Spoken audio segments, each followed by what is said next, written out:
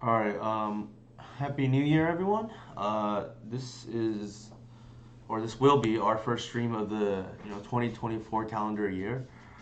I have not played in the last, I guess, few days, but for the most part, I think the new core of the set has been baselines ever since Eternal Weekend North America. Namely, I think uh, players have come around to Happy New Year. Yeah, you win 1980.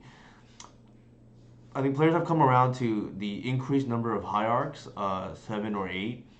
The other thing I think players have come around to is the main deck endurances. I think that's been fairly stock for a while now, and the decreased number of bowmasters. Namely, I think I saw actually Parker of the Shadow community say that Legacy at large has, for the most part, is hardened now against bowmasters, and I don't think we want a off-color situational card in our deck if we can avoid it. Personally, I think obviously you can play the first or even the second copy, but I definitely would. Before I wouldn't play more than two copies, but now I would think it's actively bad personally. But and I think if it were me, I'd probably only play one at most. Only because, like I said, it's off color and not really always live, right? And kind of a liability in some of the non-basic hate matchups, namely against something like Moon Stompy lands. It's not even great against DNT, in my opinion. Uh, it's not great against like Depths, for instance. But the other thing is, it's or it shouldn't be a secret now that Invigorate is very good against the red-based damage decks. Not to mention, it's very good against Grixis Delver in particular because not only do they have Lightning Bolt, but they also have Orcish Bowmaster. So this is effectively Peckham negation for zero without the drawback, right? Like against the removal and being a deck with Gaia's Cradle, getting your turn one dork to survive, it honestly the games where I've resolved Invigorate outside of something like a D&T where it's not particularly great, and that was only because I was just bringing it in just to see how I would like it. I don't particularly like against D&T. Like full disclosure, right? Like they have Bowmasters, that's about it. Yeah, it has been nothing short of fantastic for me. Like pretty much, I mean, I don't think it's 100% because obviously I tried in very different matchups. DNT, it's not particularly great. It's like fringe situational. Like I had like lethal once against Control because of it. But for the most part, when you resolve and invigorate and it's relevant, the game is probably over. Like at least within the context of our deck. And granted, there's like a lot of other things that go on, but like I feel like often if I get my turn one, turn two counter spell or pack a negation on their play, especially against Bowmasters, where I'm getting a free Dark Ritual in the process as well, because I don't care about their 2/1/1s. Like they don't matter in the matchup. Um, if I get my free Dark Ritual in addition to my four pack of negation, right? I feel like I can't lose that game. Like outside of misplaying. And obviously it has text against some of these Fury decks too. That many of them play broadside bombardiers now. So I, I almost want to play four. The only issue with four is there's diminishing returns. But I felt three is the sweet spot. I played two in the side, one main for the longest. I don't even say longest time, but I want to say it's been about around for about a month now. I had to go back and track how long Invigorate's been in the deck. At least a month, maybe a month and maybe 5 to 6 weeks roughly. If I were to try to track it to the exact date, because I remember this tech came out. I came up with the idea, or well, the idea I've had for a while, but I actually put pen to paper about 2 weeks before Eternal Weekend North America because I wanted to make sure I got the best list for everyone who subscribed to me. For instance, speaking of which, thank you Harry for the subscription. I really appreciate 15 months of nice support is very encouraging for me, and I want to thank you, of course. Um, but I think it because of the addition of Bowmasters in the metagame. I think it's a card that can be played main deck because Bowmasters in roughly 40% of the metagame. It's like insane against any red deck. Like that's the given. It's always been as the astronaut meme goes. But like now that you have relevant text against two colors of the five, I think that's what makes it very good now, compared to more of a narrow card before. Like I had the idea before, but it was always like, well, do we really need that much hate against red decks, right? Like, but now, it's good against these red decks. It's good against some Bowmaster deck, and it's good against some of these stompy decks because, like 8 cast for instance, it lines up very well against Dismember targeting your Collective, right? Your Collective now is a 6/6. Yeah, like it's people see this card, they oh, you really want to hate out red that much. It's not as narrow as people would think because of Bowmasters and because of just like how the metagame has shaped up now, right? Because of Dismember, like I said. That is yeah. I'm glad you brought that up. I didn't want to spoil this because I don't know how many Doomsday players actually know this. But I've actually been boarding it against Doomsday, and I've got like at least 2 kills now because you know they have to untap a lot of times, and I just like, okay, I'm gonna fire blast. I'm gonna, I guess for the OGs, right? This is a 3 mana fire blast, or for the new Gs or newer Gs, this is a green color shifted. What is the card that the burn play? Exquisite Firecraft. That made a GP the top 8 once. This is the green version of Exquisite Firecraft, right? If I can spell Exquisite Firecraft. Okay, this should be it. Yeah, so like, obviously you can use it as a just +1 gut shot as well because they gain 3 and then you deal 4. But like, I've got a lot of random lethals because of Invigorate being 3 mana Fire Blast. Against Doomsday, and it is really funny that now we have 2 combat tricks that are good against their deck. I mean, I don't know how many Doomsday players are watching at the moment, but I've gotten a few of them already with it, where like Snuff Out is good against them, Invigorate obviously is contingent because Endurance is really good against them, but yeah, a burn spell randomly good against Doomsday is like pretty comedic to me. All right, I guess the rest of the sideboard, let's talk about these one-offs, right? Like Force of Vigor, I've been a little bit down on lately because free is always good. I mean, I'm you're preaching to the choir, right? All I'm doing is just adding more and more free spells to this deck. But the pitching of the card, unlike Endurance, is almost always required. And unlike Endurance, I don't think it's a KO the way Endurance is in a lot of these other combo matchups. Is why I'm trying to trim down 1. I'm gonna test Nature's Claim. Full disclosure, at least within the context of Cradle, I have 0 reps with this card. I played it out of like Dredge and other random decks before. Cube, obviously, but not in this deck. We'll see how it performs. The idea is, I think we can live with sorcery speed, instant removal against enchantment artifact decks. We'll see if that's the case or not. Another one of that is hard to play around. Like I think unless your card is like significantly better than the other cards in your other options, so namely Snuff Out, Thoughtseize, and Vigor, I think are like a tier above the other sideboard cards. I think diversification is good because it just makes your deck more difficult to play around, and they just like will get blown out right when they don't or can't afford to. All right, we'll see how it goes. One other swap I made.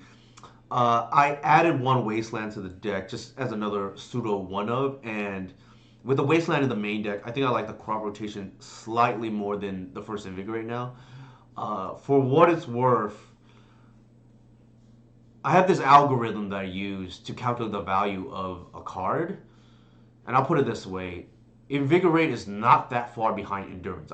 Like that is how crazy it is with my, if you want to call it advanced metrics, right? It's on the level of Snuff Out, and it's I guess that's fitting, right? Because they're both free spells from Mercadian Mass. and higher than Thoughtseize.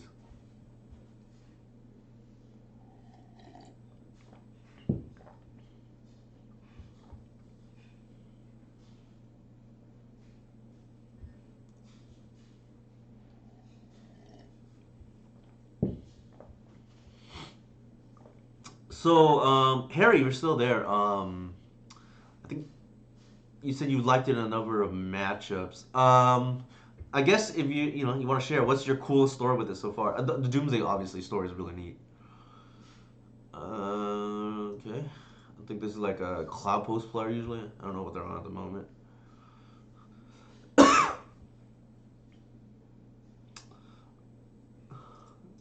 I really hope they're not on like Yori on Cloud Post, which I think they were last time I played them. This is a mall. Only because like I don't think we get the best practice, if that makes sense. Nice. The funny thing is I have not played against Shadow yet. So I'm looking forward to that blowout once that comes. But like I said, I once I finalized the list for Eternal Weekend, I didn't play much. Like to be honest, after that.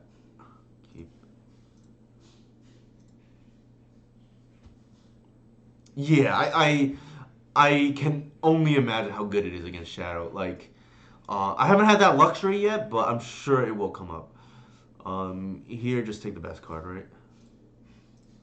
Uh, One thing I like about my list too, without Bowmaster's Mate, is it's all green, which means Allosaurus Shepherd's value has gone up in this deck.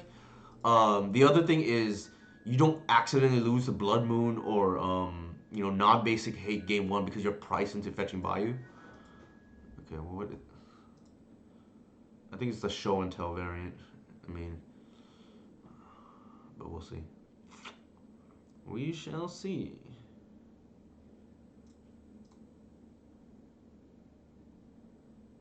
Um, this attack is free, so I'm gonna bash.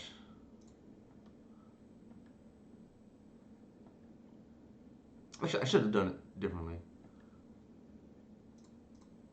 Now I'm running into days. It's a little sloppy by me. I should have done that main phase. It's still the same, right?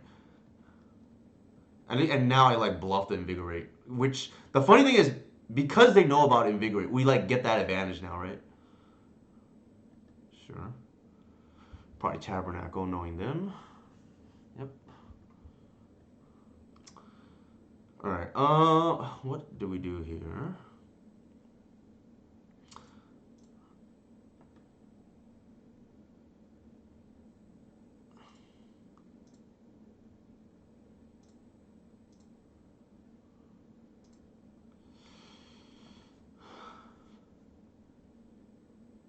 That is a card.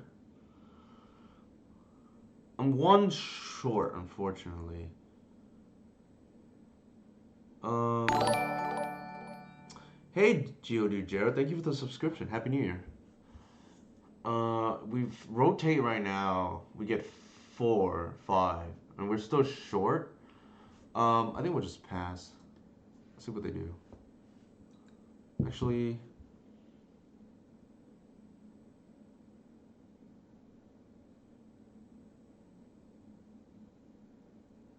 it's a little bit dangerous because they can obviously rotate and then like kill my thing in combat. I better not do that. I don't think it's worth it.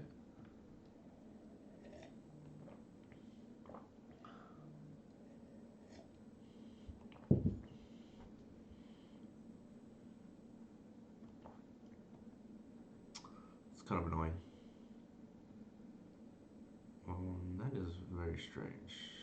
That was a wasted Elder Reclaimer there. Maybe they don't have anything relevant. Oh, okay. Um, Looks like they have the Dark Depths, maybe?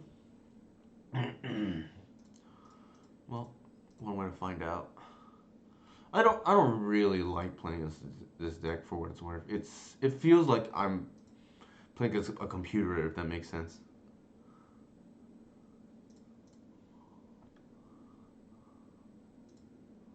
Like two ships passing a night, more or less, right?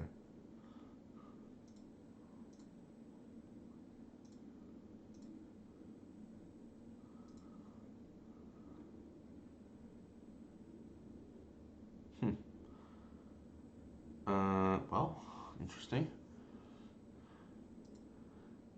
I tap right now. That'll give me. Am I one short? God.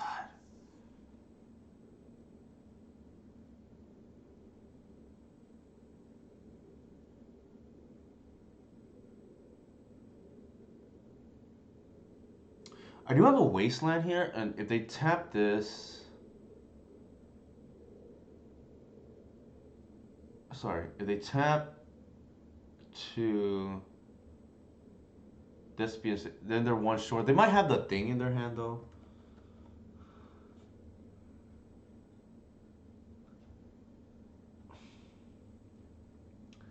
We can get the Atraxa here, but.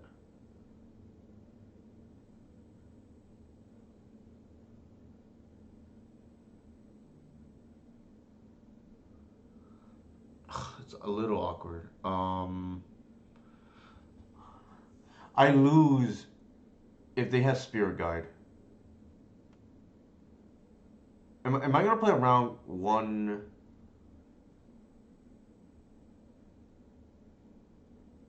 competition plus ESG? I don't think so. Let, let's call their bluff.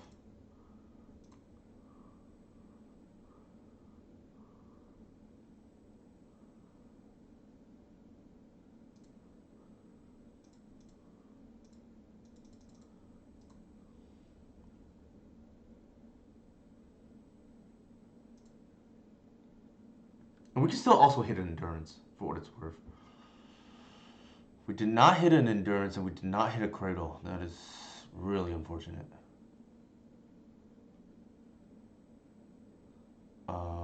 We can once Gris, land, green sun, probably the reclaimer.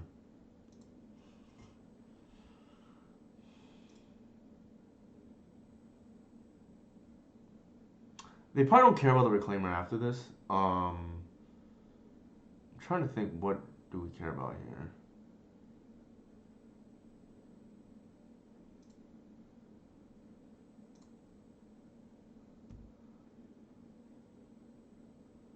There's the endurance, but we can't cast it at the moment. The collective is like reasonable.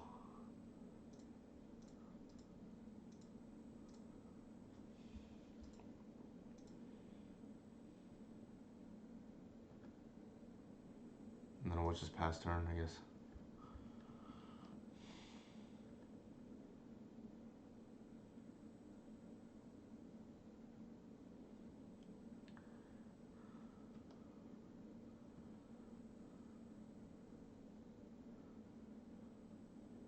That was a mistake, actually. Maybe I should have got a wasteland.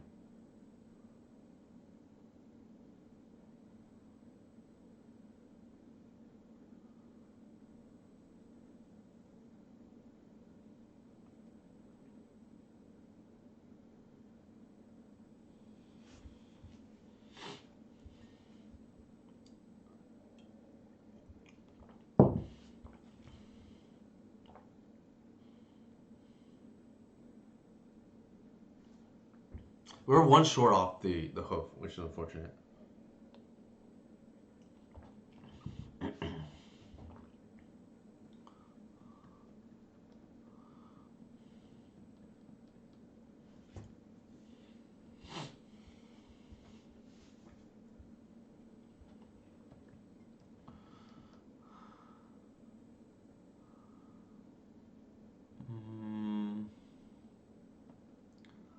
Let's pay everything here.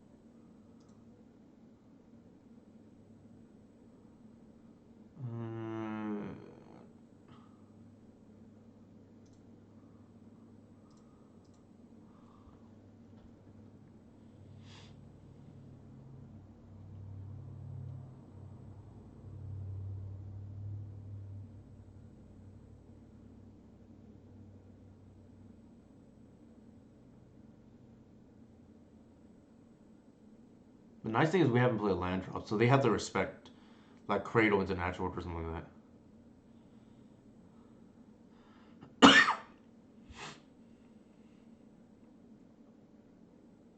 Especially the way where we sacked represents lethal too, or potential lethal.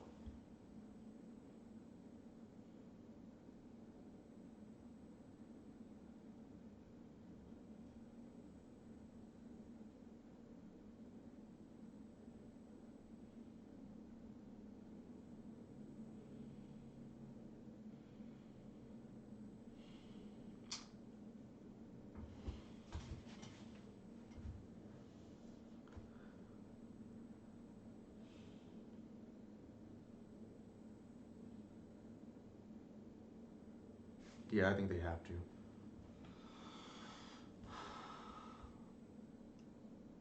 Probably another cloud pose or chasm. Let's see how scared they play.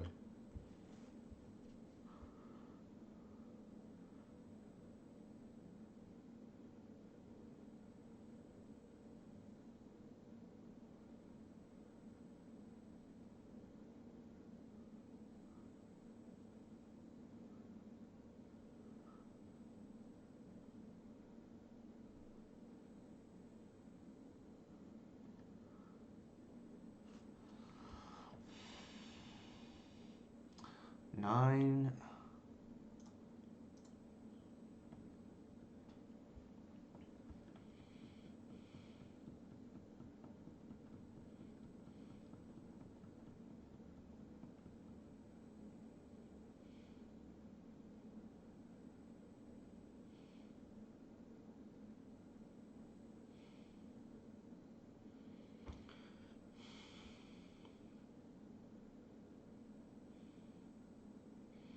If I were to guess right now, it's probably like Green Sun for Primeval Titan,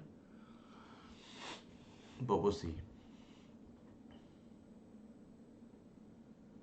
And they probably get Glacial Chasm because they don't want to die, right?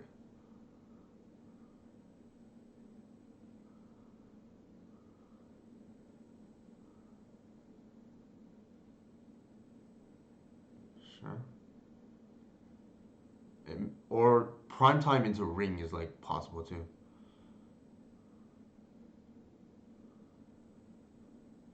We'll see.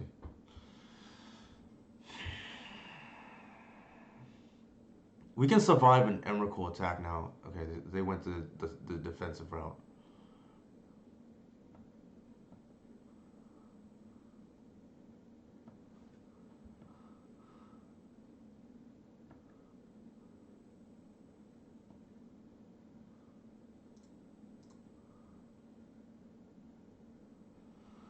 All right. What do we do here?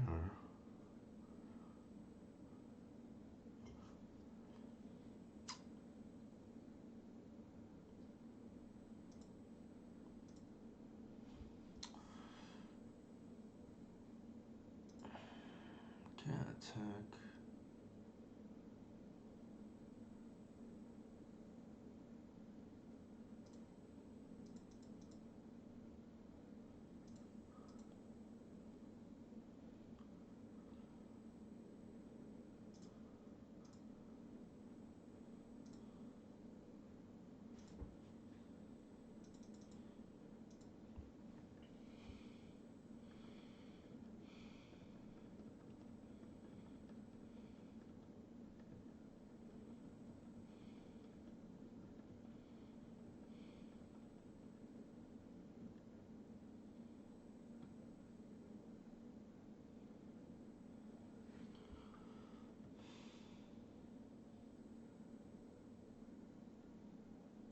Probably I and maybe another post. I don't know.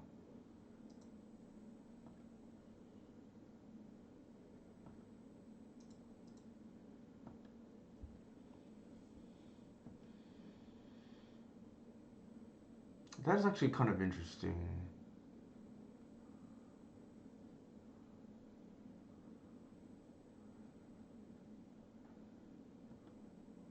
Oh, that's not good. All right, we're just dead. I felt like I probably misplayed there and just like the problem is I am not familiar enough to know like where all their choke points are. And I think I've lost now because they can just do this every turn, right? Yeah, I felt like I probably needed to get at the wasteland, and I lost because of that.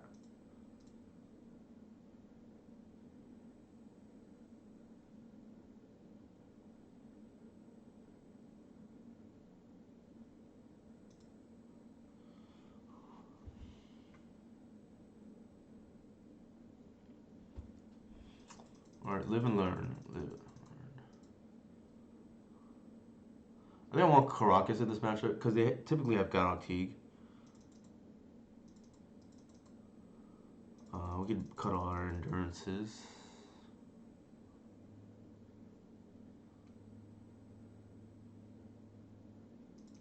I think Seize is actually pretty decent in this matchup because they're almost like a combo deck. Question is like what to take out.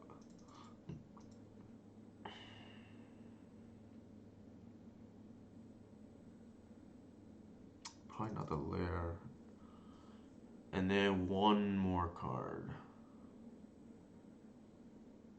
Phenar is actually not great in this matchup because we don't have agent.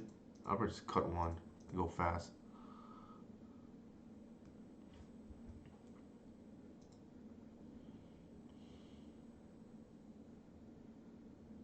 It definitely felt like I probably could have won if I made a different decision somewhere else.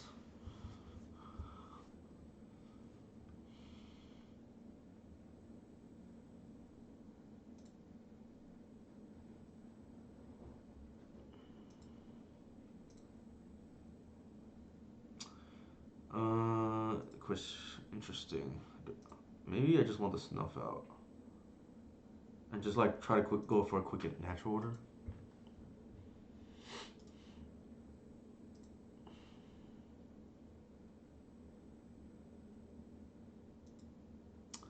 I think here we fetch first because in case we draw like a fetch land we want to play next turn, right? Then we don't have to be priced into fetching the snuff out. We can use it for the arbor.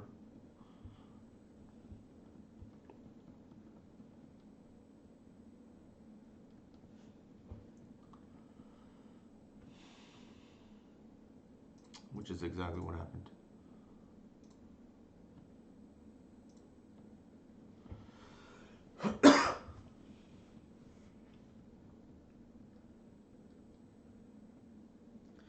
Yeah, I'm almost certain we punted that game by not saving the crop rotation for Wasteland.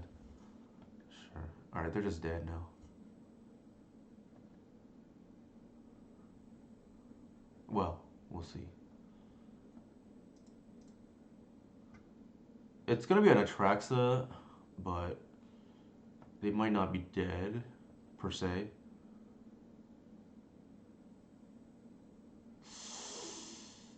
Ugh.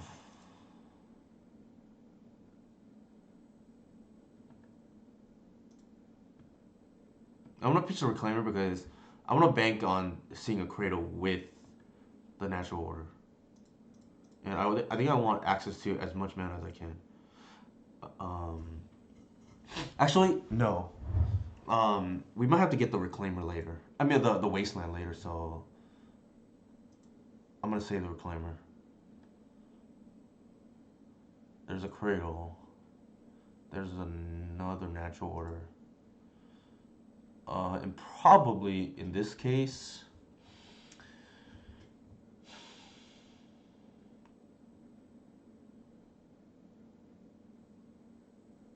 we're gonna pitch the Hierarch, so I don't think it matters.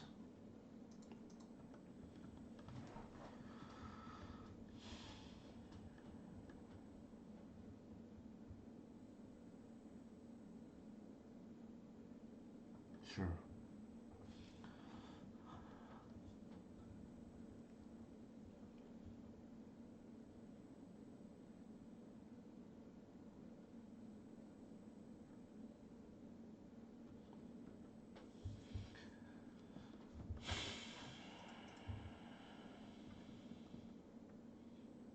is okay with this, I think. I think here we just take their payoff. Ugh. Oh, actually, oh my god, ring stops the C's.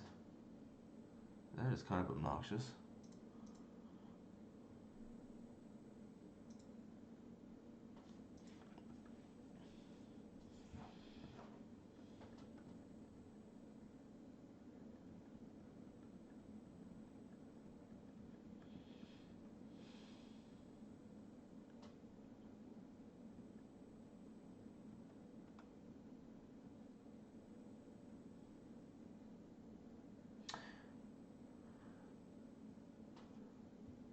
I could have NO'd to get collector oof. The problem is I don't see a path to winning if I do that.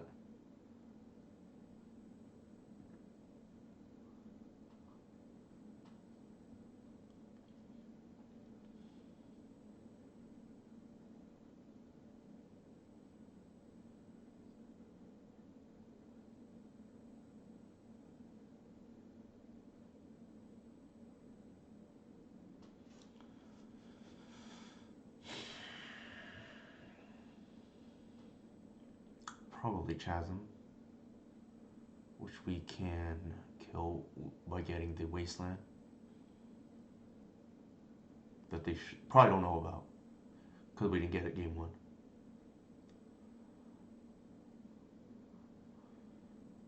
They should not know about it, but we'll see.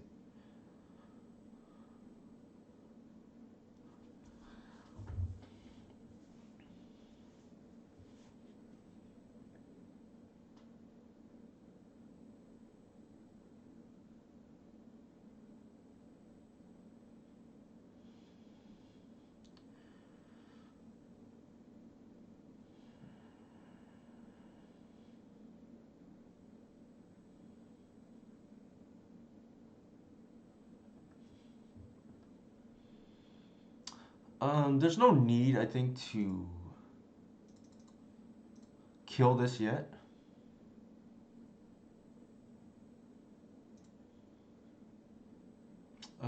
Actually, it's probably relevant. We just do it now.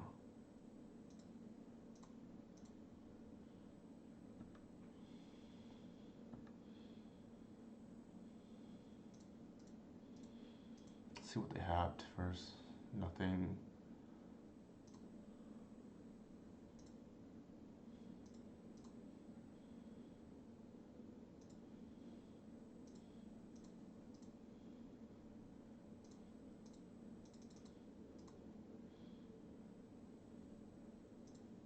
Yeah, I this matchup having the Wasteland just in the 75 is just nuts. Like you just don't need a rush. Like you just and they're never safe. Yeah, like I said, that was pretty much how game one should have played out if I probably if I played it differently. I think we just win the way that we won there.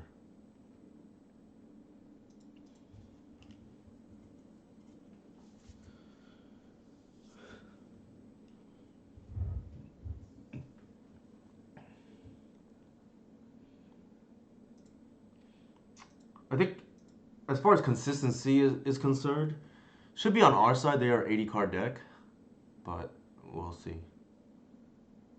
Sure. We didn't open with Snuff out, but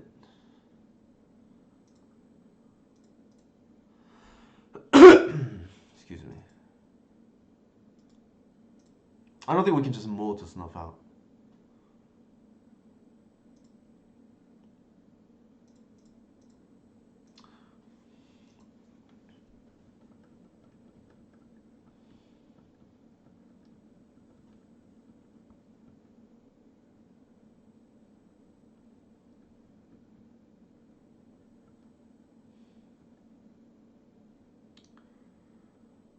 Hmm.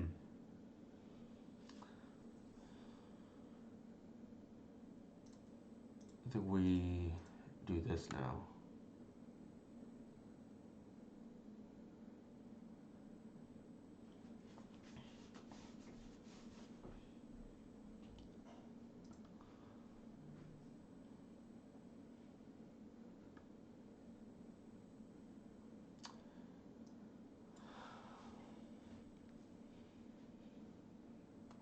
triple Cloud Post and I. And they have a dismember that we probably don't care about.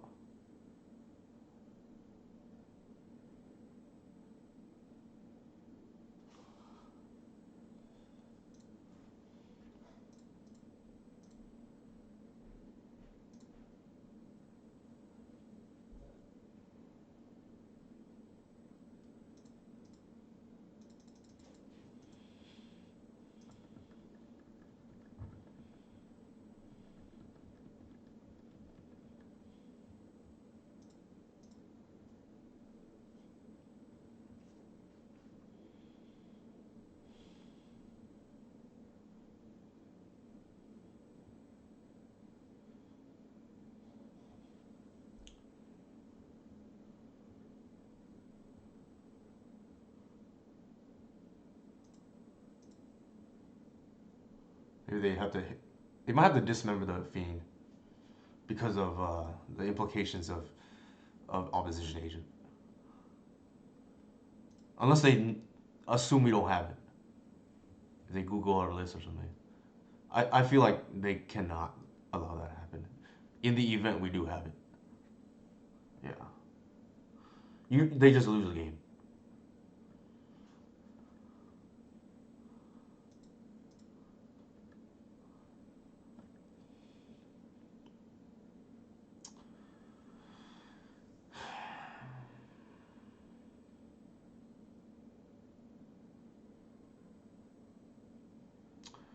So I think the line here is if we ramp once, then we have 7, but we're still short.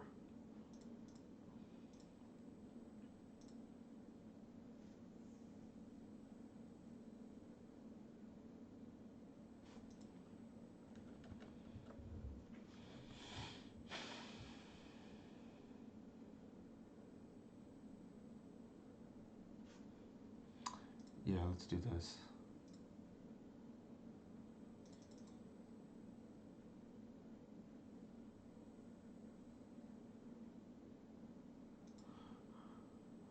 Why do we not have an agent in 7? Because I don't think it's worth it. 3.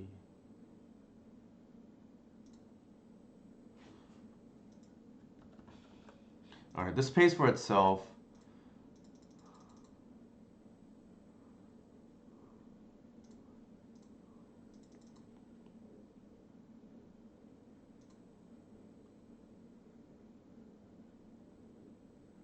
Mm,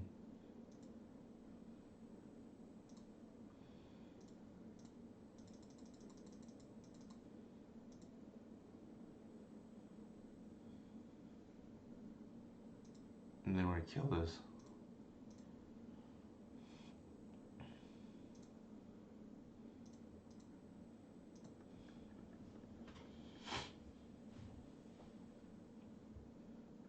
Thank you for the raid, Legacy Pit. Appreciate it.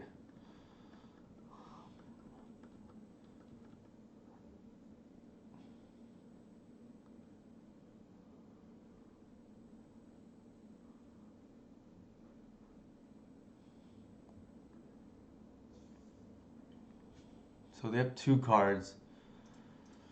They're cut off green for the moment. We're gonna hit their Cloud Post 100%, like just to cut their mana.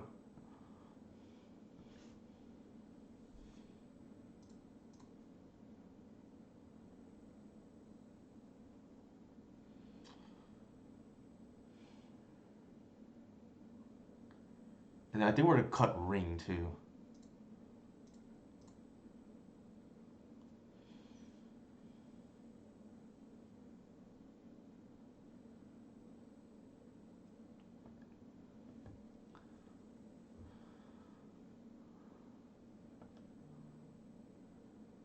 Alright, so they have 4, 6 mana essentially.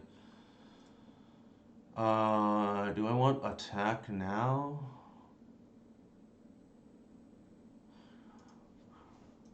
Do I have a? Ooh, do I have a? No, I didn't bring the endurance to wasteland them again. That's something to keep in mind actually, going forward.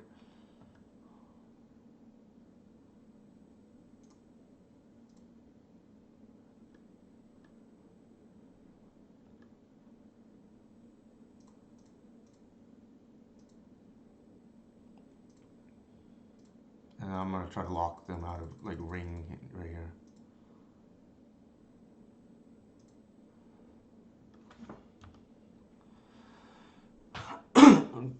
F6.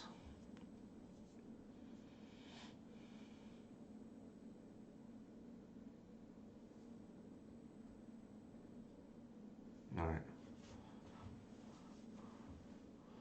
That's already, yeah, lethal damage.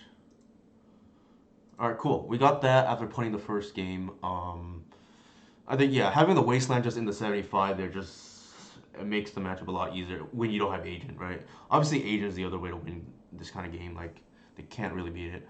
I'm gonna go ahead and use the restroom real quick. Here's the list that we're playing tonight.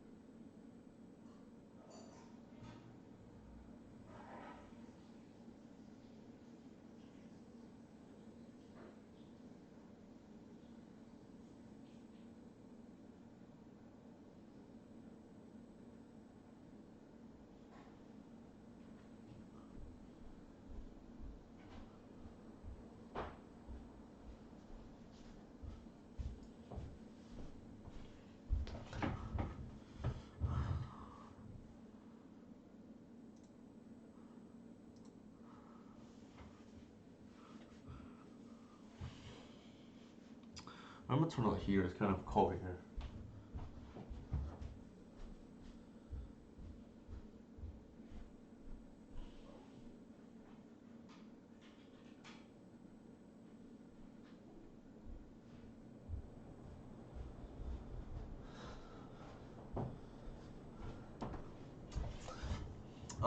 I think the big takeaway from that game maybe was, um, we put an endurance in the leave the endurance in the deck just so we can wasteland them like again and again, so to speak. The problem with that though is like, one, you have to have the wasteland. One, you have to have the reason to have it matter more than once, and two, if you want to loop it,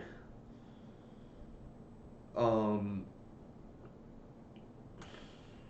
you actually need two endurances. So actually, that's probably not worth it,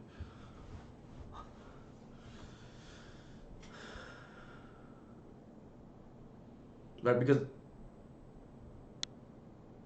the first endurance, what's gonna happen is the endurance will be in play, and then you need a second endurance to like do it again, so to speak. But I don't. That's probably win more.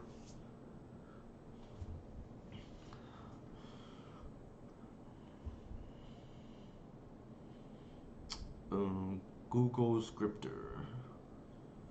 All right, Wasteland hurting us here. This is probably a keep. Otherwise, well, it's close because the attract is kind of bad. So it's not free, right, to play the Wasteland. I see some arguments like, oh, why did they print Boseiju or like Otawara? Well, the reason it's not completely free. Like you open yourself up to Blood Moon and not to mention cut yourself off potential colors. All right, keep. That's the most situational card on a 6.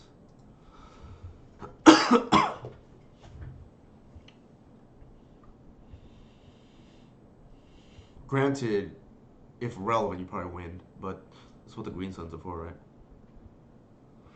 One thing I like about 8 Hierarchs too is like your Green Suns are just like supercharged in this match and in a lot of these combo matchups because more often than not now they just represent turn two Kalartuf. Or if you still play turn two God Octique.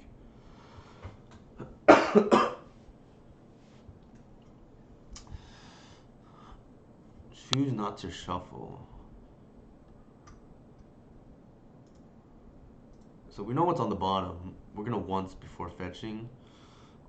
Here for what I just mentioned earlier, Green Sun Economy. We're just gonna take the Noble Hierarch here. If they have Bowmasters, they have Bowmasters. You know, it is what it is.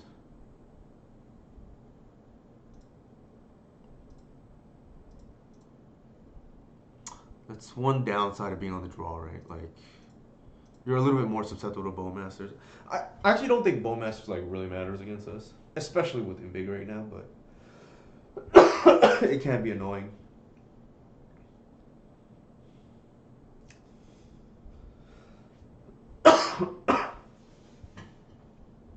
Could be a Witherbloom command.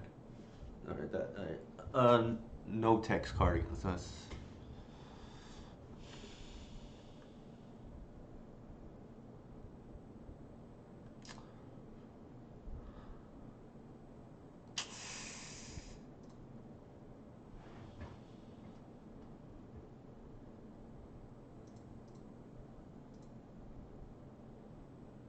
So this is kind of funny. We're gonna try to bait our opponent into hitting the Fiend Artisan, and if they do, we're gonna blow them out with an Endurance.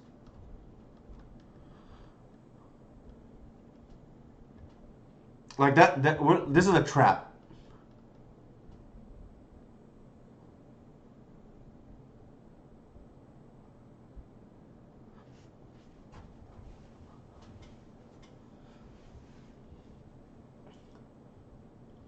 I mean, they have to answer the Fiend. It's not like they could just let it go either. Like the dream scenario here is they ponder, find the Witherbloom command or their Bowmasters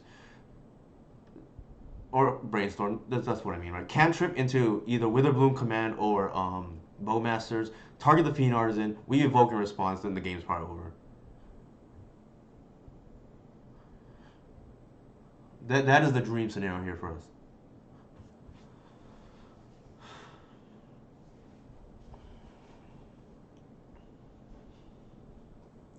Not to mention keeping them off any kind of. Hey, Kelvin, how's it going? Not to mention keeping them off any like Merc type shenanigans.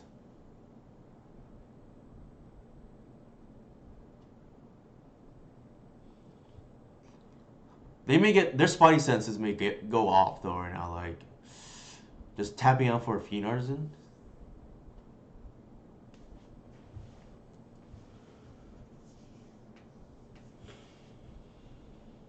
Murderous Cut, I think, is 5 mana, right? So if they fetch here, they technically that's an out. But I'm not gonna like evoke just to prevent that. Yeah. So if they have it, they have it.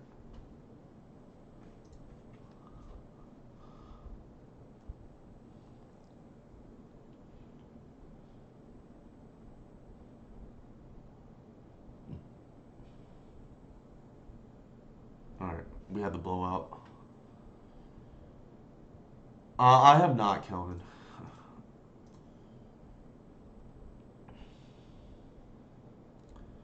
It's been hard with the baby.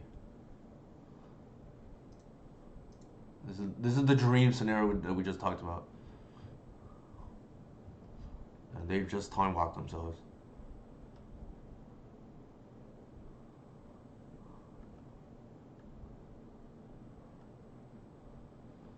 All right. Now.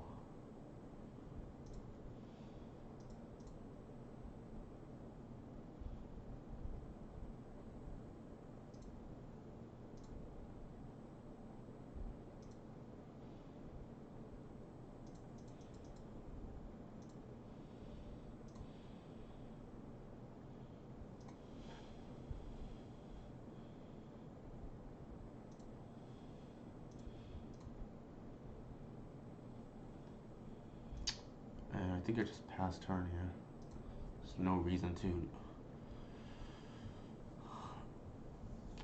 Okay, yeah, I have not been following Calvin. What's going on with the store? So I've been hoping to drop by, but just I'm like completely out of the loop because of the baby and whatnot. But yeah, we can. My EDH deck is like completely outdated for what it's worth. But I mean I can like write up some proxies or whatever. For those who are curious, I play Dual Commander in my local store, Spellhold, Legacy. But and Kelvin here was the former owner. Um, I haven't really followed up what's going on since then, but sure, what's going on here? Maybe they hit the hierarch.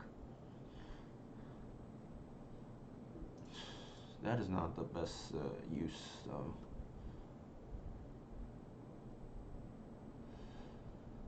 Um, let's see. If I do that, that five creatures. Did they play their land drop? Yeah, they did. They can attack. We're probably not blocking.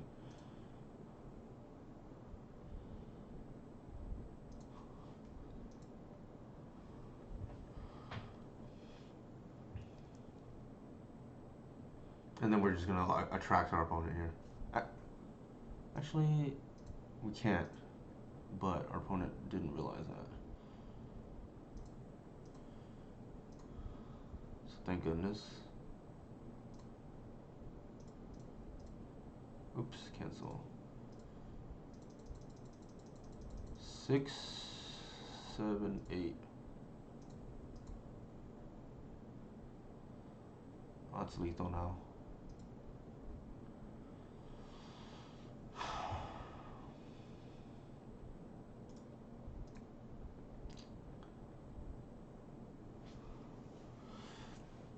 That is so. A lot of people have been complaining about Beanstalk and how it just grinds you into oblivion. The way you beat those kind of cards is you don't allow the game to go late.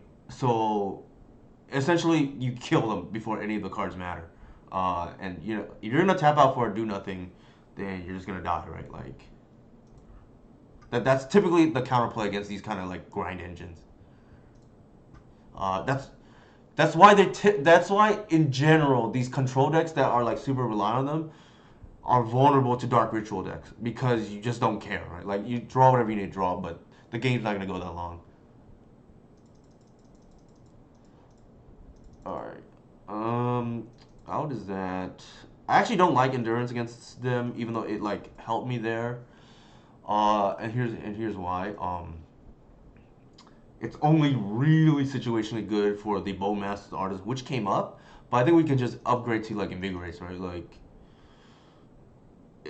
it's better to protect your dorks or our dorks. Um, there you go. There's what do we want to do here?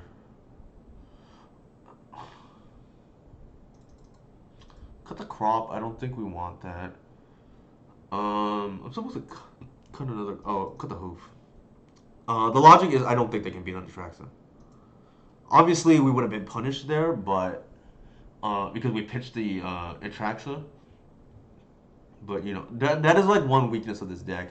We don't have brainstorm to like put back our natural order targets into the yard into the deck.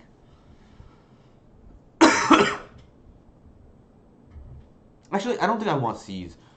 Now that I think about it, I think endurance is just better. I think they're we saw Wasteland, so I think they're the like the temple-ish version potentially.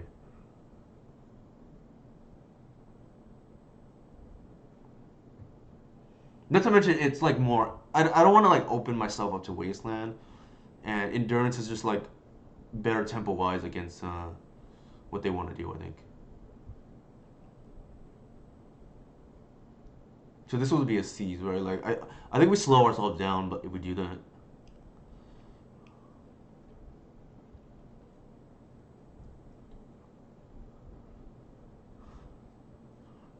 keep. The funny thing is like they may have not attacked because they're afraid of invigorate too. which is like really funny too.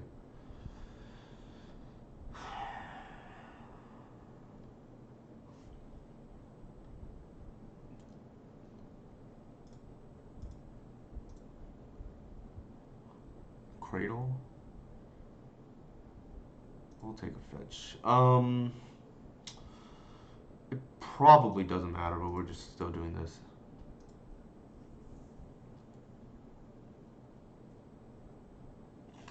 The Bard Bowmasters it.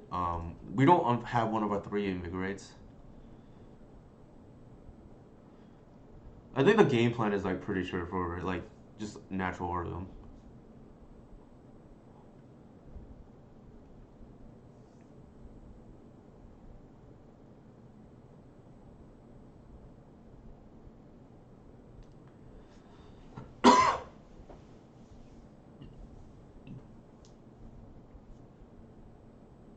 All right, that's a good sign.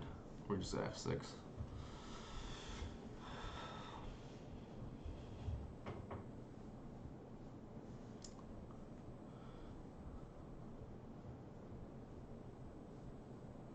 I think we're most likely going to just. Okay, that's fine.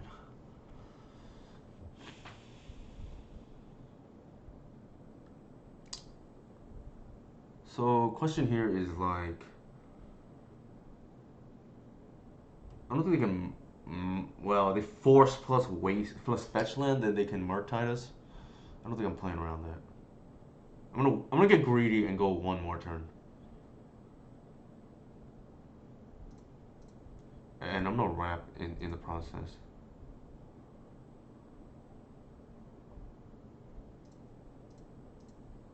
You may ask why I got that when they potentially have a Bowmasters next turn. If they Bowmasters, that means they're not casting Murktide and they're just like trading down on mana.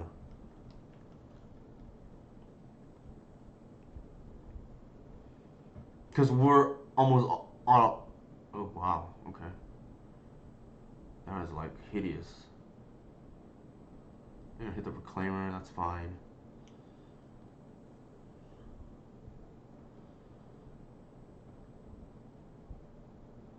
I think here. I know I'm a bog, so I'm just gonna tap out for Artisan. If they daze me, they daze me. But otherwise, this bog is gonna be pretty effective.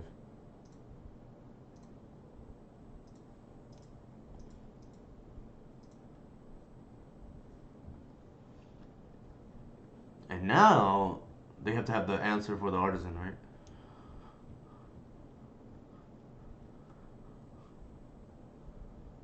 Sure. I know we were on the draw. I feel a little bit ahead now. Like our opponent hasn't presented a threat, um, and they kind of have to answer ours.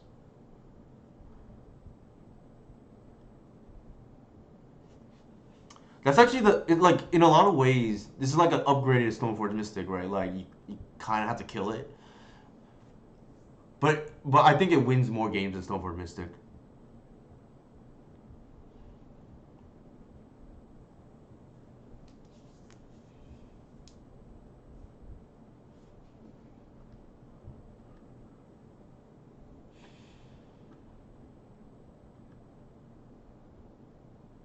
Wow. Okay. So if they had to remove, they would have removed it already.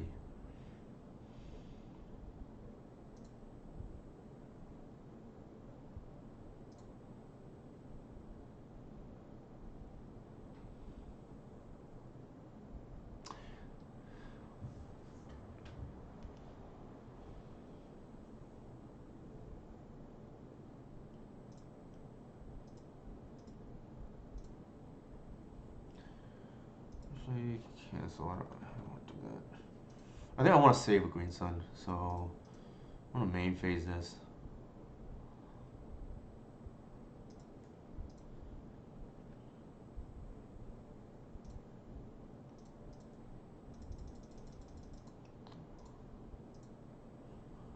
That's actually really what I want to pitch, anyways.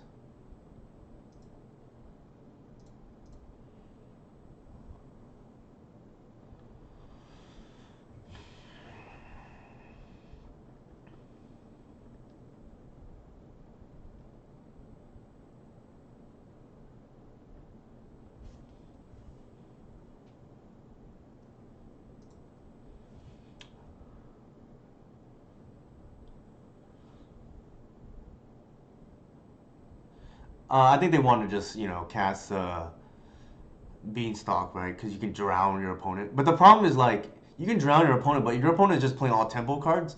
I'm not sure how you ever catch up, but you have to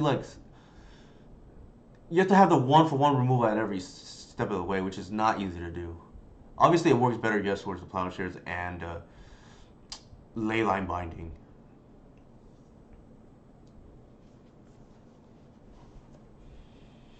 But yeah, like they were on the plane. It felt like they've been behind the whole game. Ugh. Okay, I didn't expect that, but sure.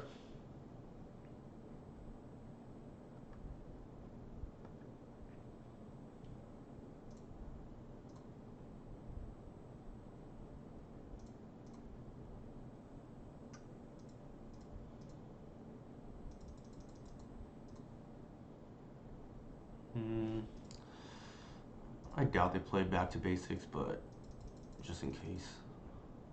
I don't think we have a three. We just get Artisan here, I think. And just like.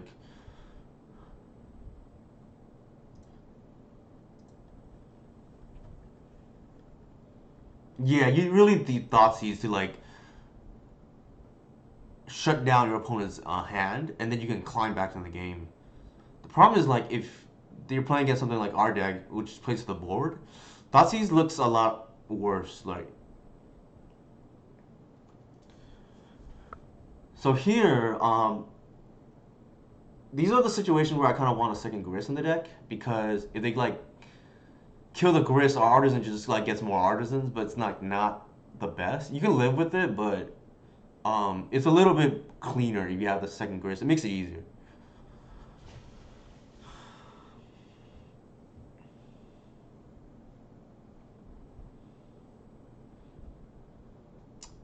They have six. We have no plays. Also, Grist Ultimate does 7 right now.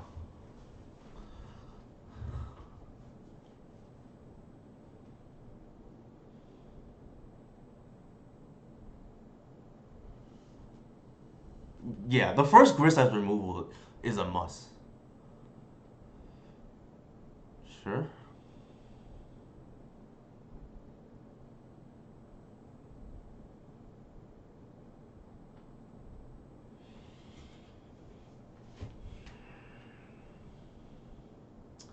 They'll probably Bowmasters here, either like main phase or trying to get me with it. 2 mana up, that's pretty dead giveaway. If they don't tap out, I'll probably just plus Grist and then get another Fiend Artisan.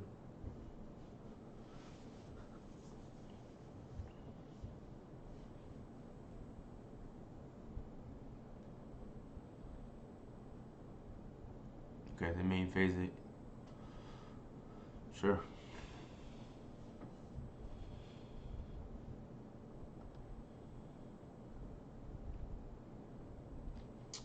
So the question here is they must block.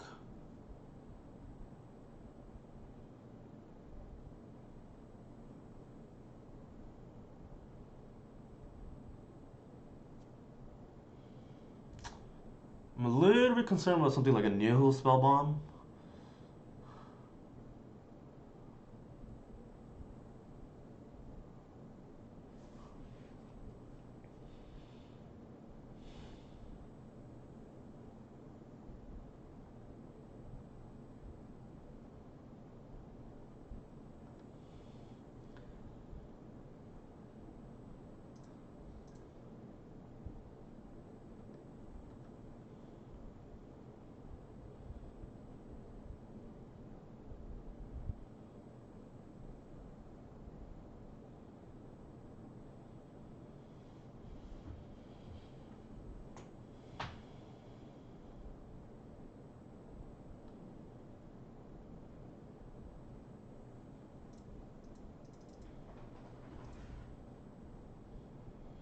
Might force this, I don't know.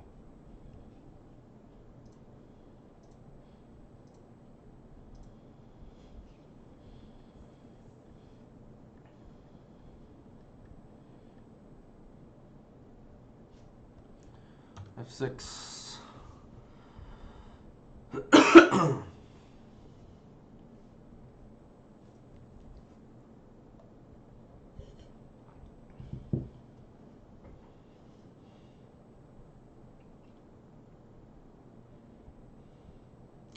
So that's the issue, right? Like my guess, their hand might be even stuck with a couple of beanstalks, but it's just so dangerous to tap out. Like when your opponent just playing almost like a moon stompy deck, just threat after threat, and you have to answer every single one, and you never get to accrue the value that beanstalk is meant for it.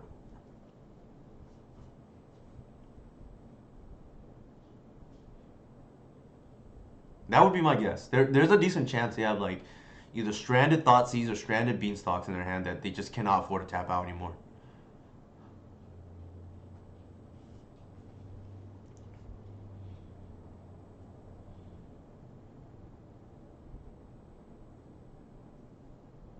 Even a Murktide Regent is not like particularly great here.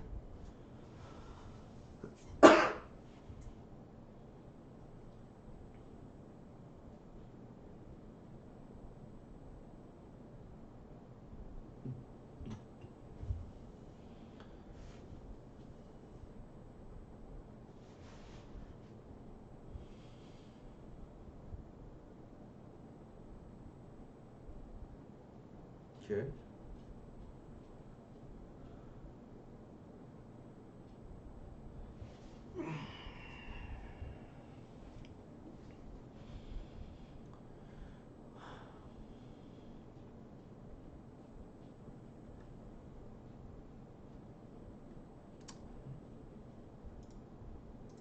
Everyone in. Force the block.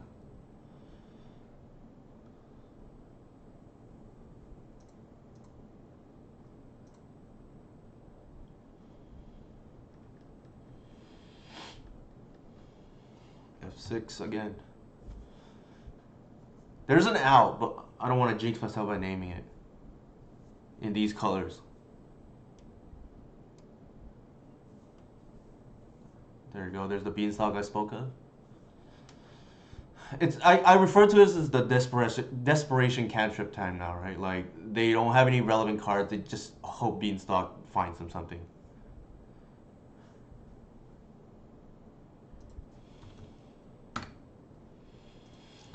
GG. My opponent just said my top decks were insane. All right, next game. I'm gonna go get some hot water while this is loading.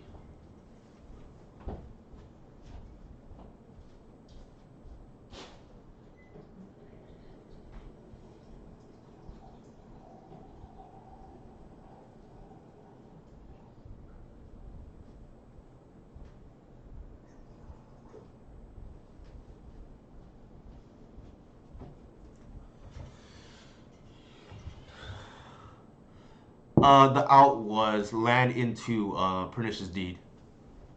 I would have lost to that. Potentially.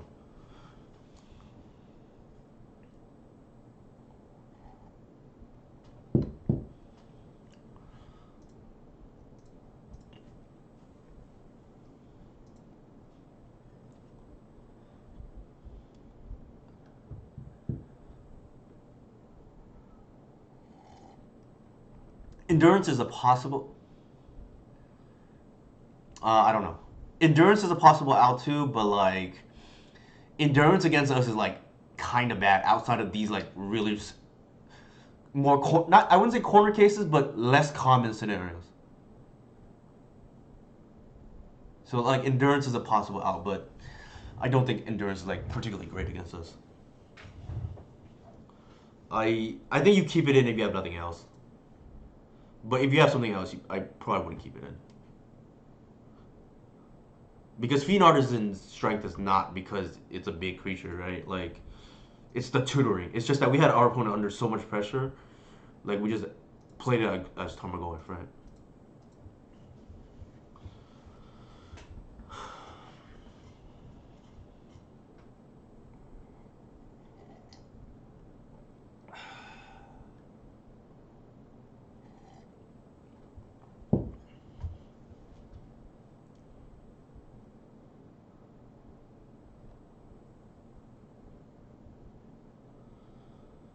All right. What am I trying to play around here? They brainstormed.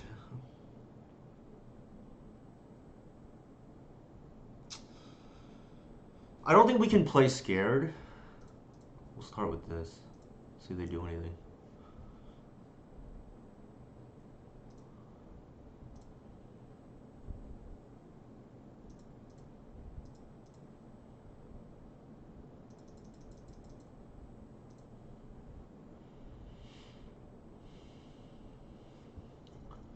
Sure.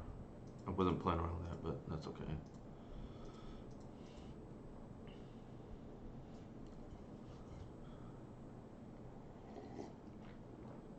Days out of the Tundra deck. Okay, I definitely would not play that.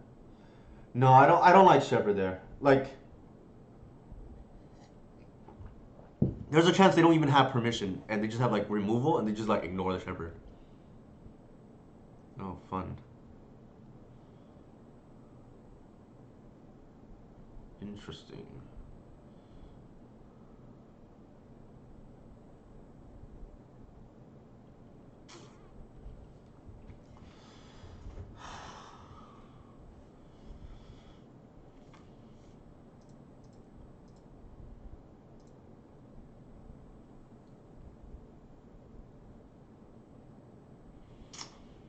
The question here is, do I kill this now? I feel like the answer is probably yes.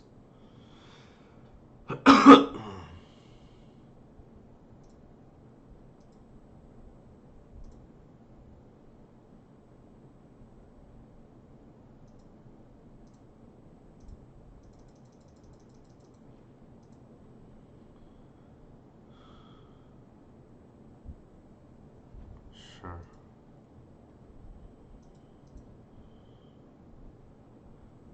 We'll just hold the arbor back. Maybe we get lucky and the crop rock bogs them.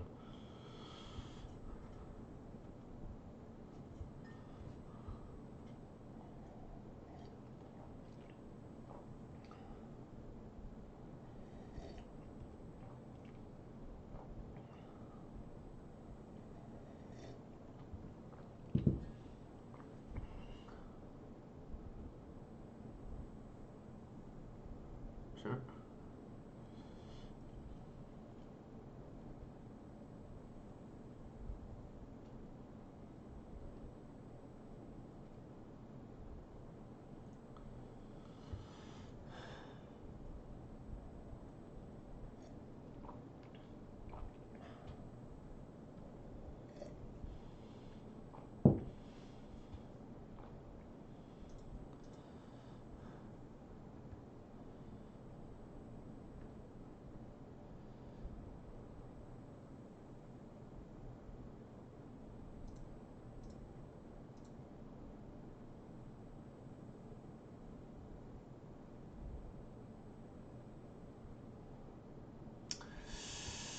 Ooh,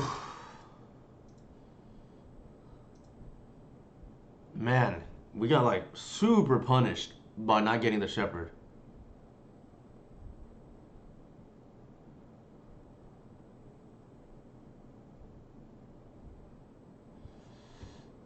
Jesus, they had triple counters.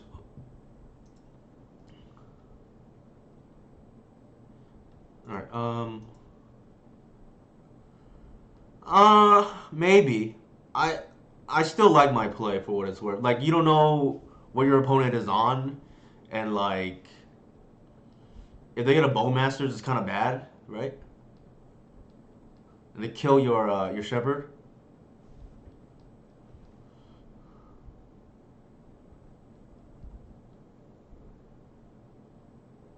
Like I feel like if they're not on a combo deck, there's a chance the shepherd does nothing.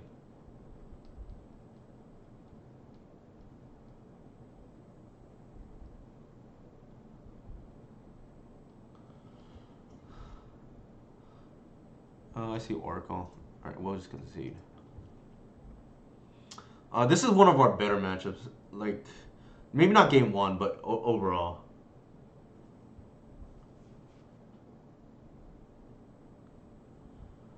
Not playing around days. I don't think we had any choice.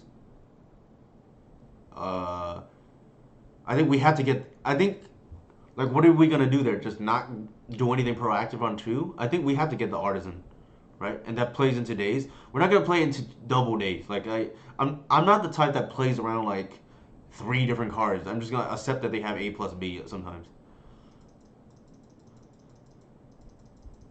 And not to mention, like the second days were just we even kept that thing behind so we can cast a crop rotation, and they just happen to have it, right? All right, we're just gonna board out the natural order package because it's just not needed in this matchup. Let me see. I think I actually bored out Shepherds in this matchup, but I could be wrong. It's been a while. I haven't played against this deck in a while because I don't think they're very well positioned, but maybe there's a resurgence I'm unaware of.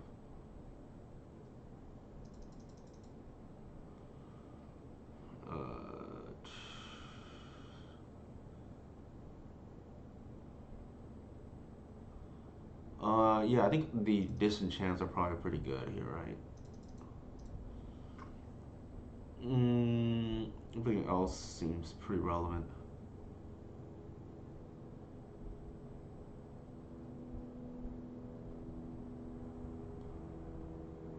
The hoof stays in just to go over the top. I don't really love it.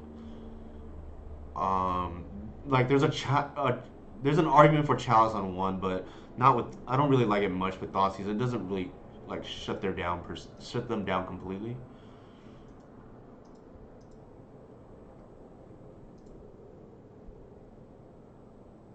Sure.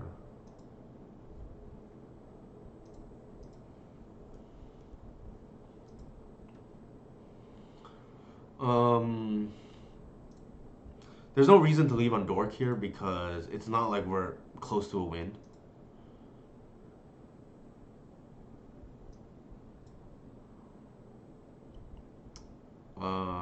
They have like both tutor pieces, I guess.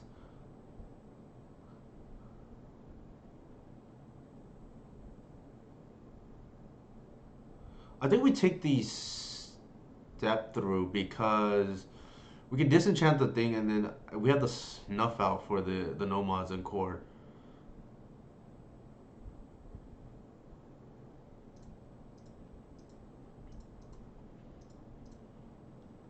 Like getting the illusionist is the harder part.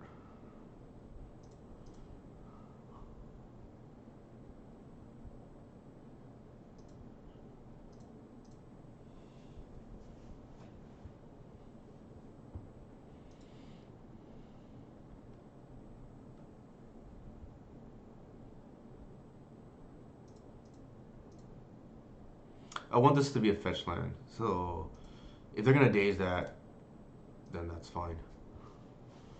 I mean, I want this to be a arbor.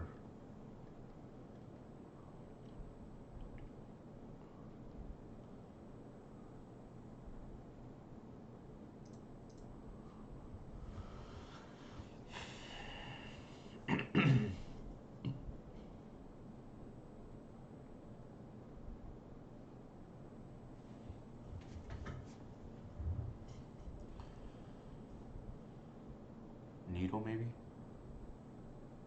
Sure. They probably named Snuff out. I would guess.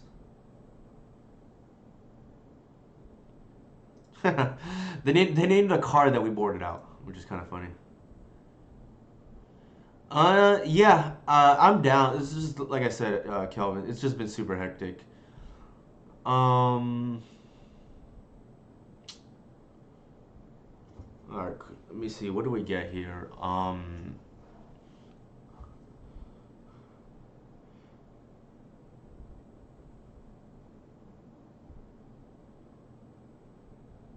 I guess we can get a artisan or a reclaimer. Question is what?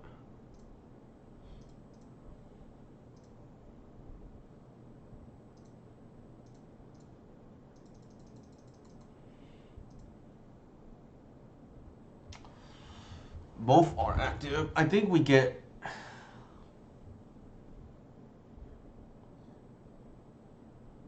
an artisan, and then because an artisan, well, they're both pretty good here.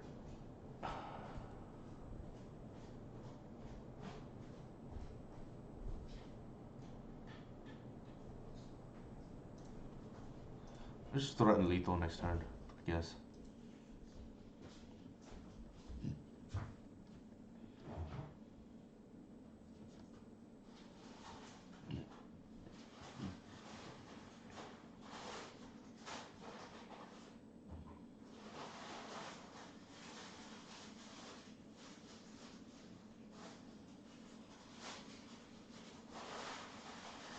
The Nature's Claim has to answer the Pithing Needle now.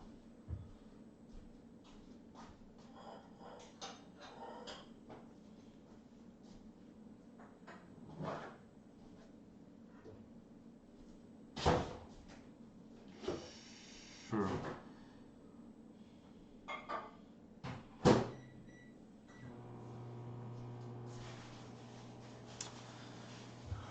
I think I hit this, but I'm not.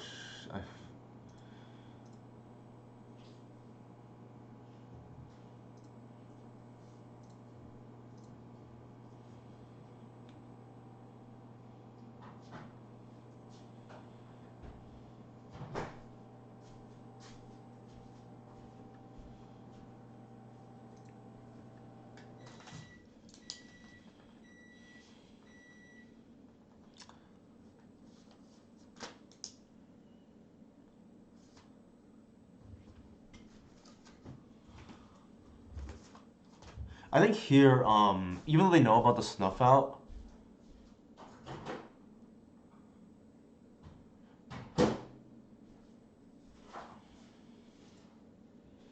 like this is only sorcery speed removal that they have to deal with. Um, I think it's more easily played around. Is the problem. So I'm gonna go ahead and just kill it now, and then we have the snuff out that's live.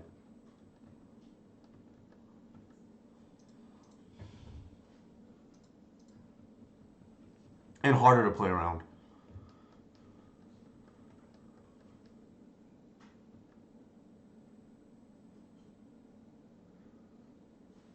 Not to mention we got value out of the grist if they needle it.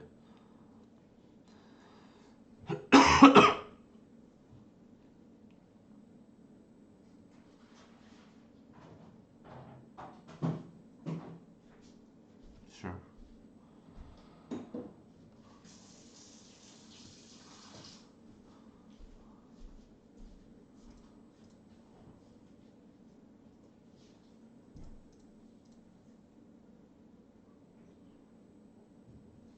I think I have to main phase this.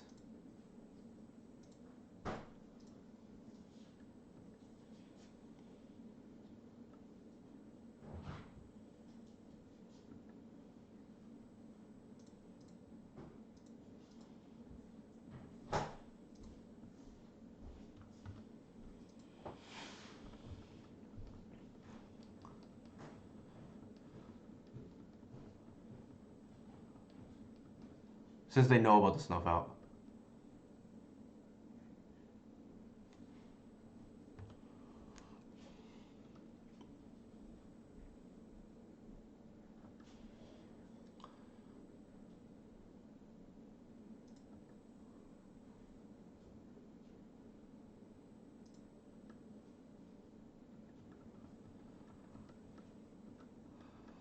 Two more in the deck. Maybe one more step through. I think we're playing percentages here.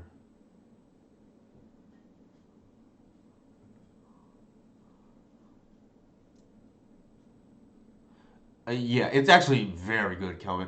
Actually, for those who don't know, there are two people who independently asked that or recommended that I run Lair of the Hydra at two different junctures.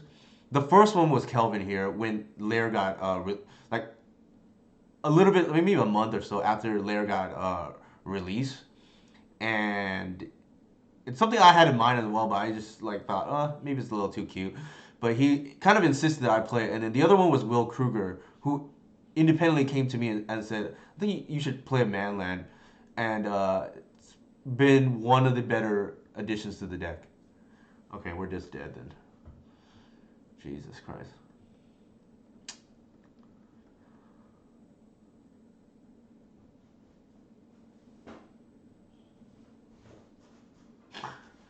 They really went through all their things. Kind of unfortunate. Like they had the swords for yeah. It is what it is. I'll just F6. Maybe they don't have any more. Like there's a no. They've got to right.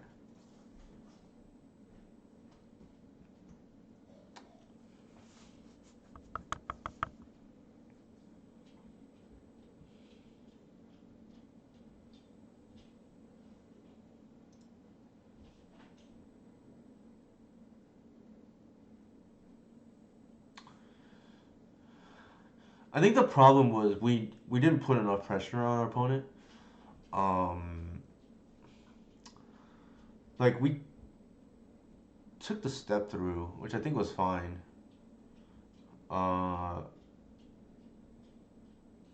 and then we had the Nature's Claim to hit the Saga, which I think was also fine.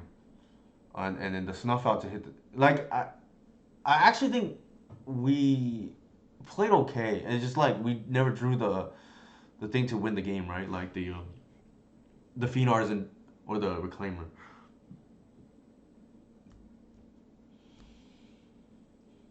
It is what it is. Um, this is like one matchup where I kind of want Plague Engineer or the Bowmasters. But even then, like Bowmasters got like really awkward in this matchup.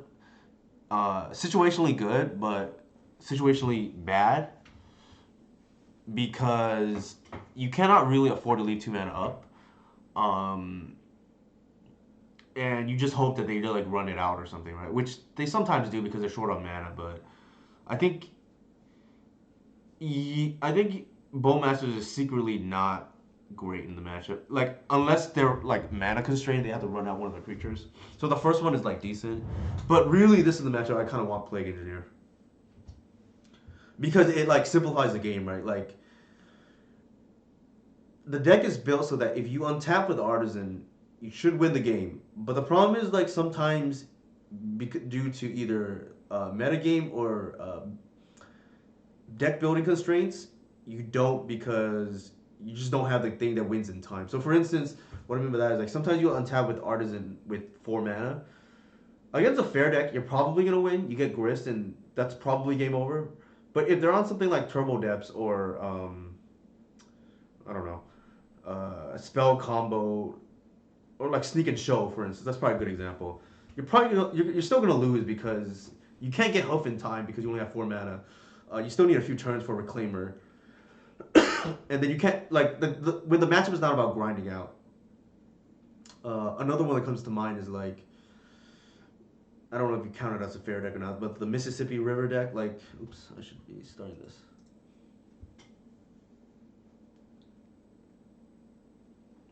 They did draw really well for what it's worth. They essentially they're playing A plus B combo. They drew like 4 copies of essentially A because we weren't gonna fight on the B axis. I don't think it makes sense to fight on 2 different axes, right? You just pick the one where you think they're weaker on, and then you attack that. I think when you try to fight, you're on 2 different, planes, so to speak, or 2 different axes.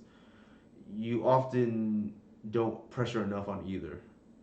Now, obviously, if it's convenient, then you do it, but uh, not with the hand that we drew, at least.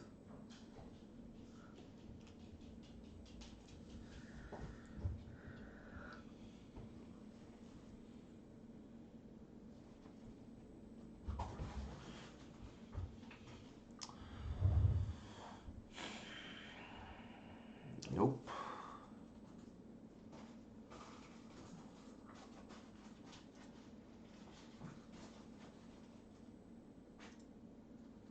I think here we just put back the endurance, the most situational card, right? Ancient Tomb. Probably Chalice of the Void. I actually was hoping to run into this matchup tonight because I want to see how it plays out. Sure.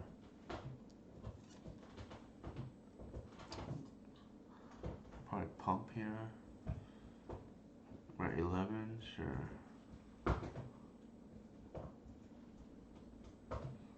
The Sticker Goblin there was a pretty decent roll. Hitting a 6.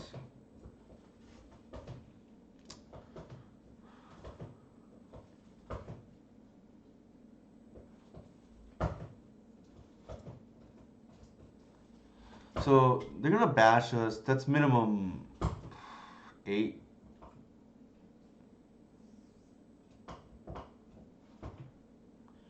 That's 8 damage. I think we're more or less dead. So I'm just gonna concede.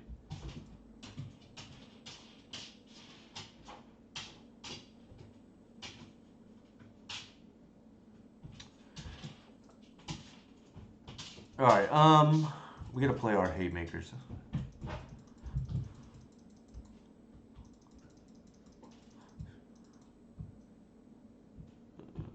Alright, let me check how I board, because I don't remember.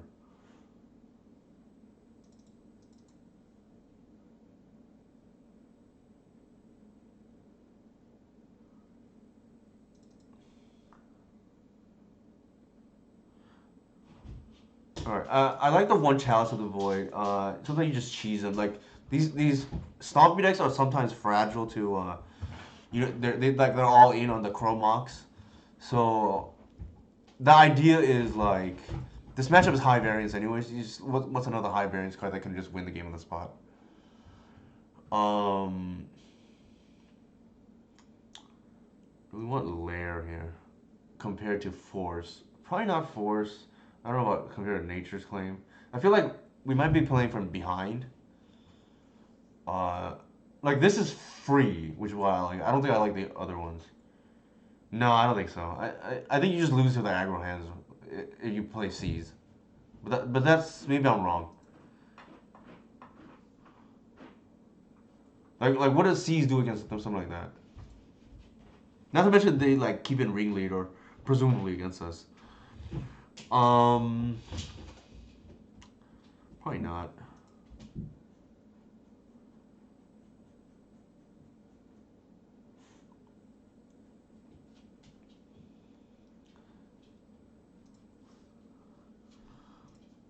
I think we do that. Well, you want a guaranteed cradle or not? I feel like we might need the burst. Oops, wrong one. Hey Ramon, how's it going?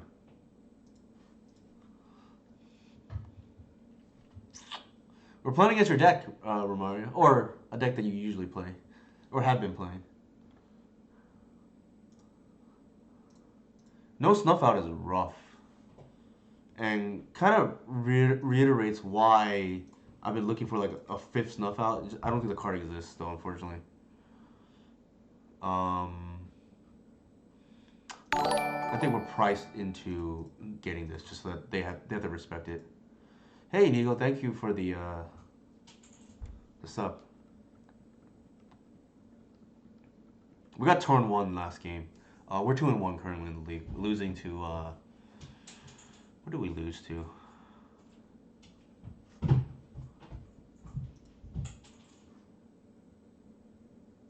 I don't remember off the top of my head.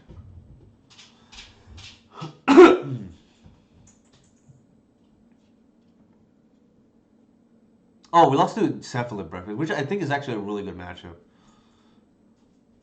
Sure.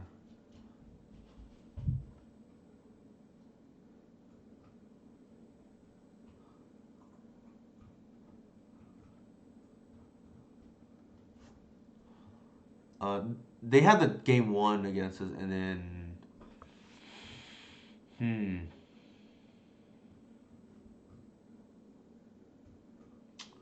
they pitched a Fury. Decent chance they have another, I think.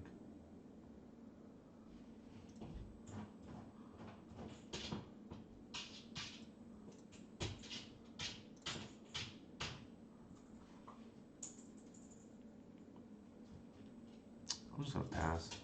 The,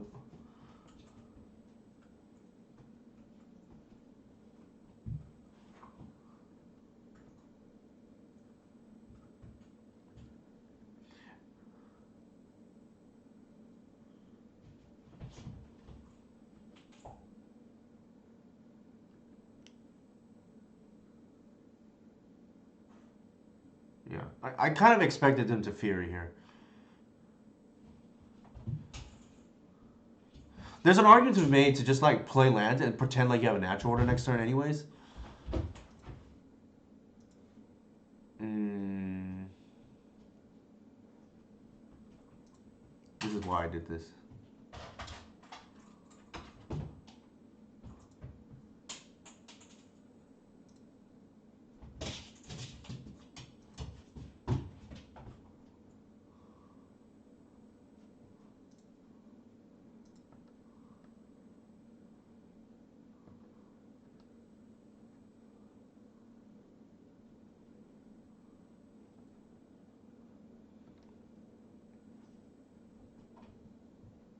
Okay.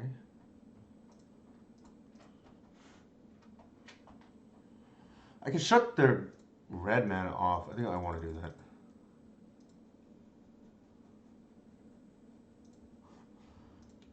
And just like hope they don't have any other follow up.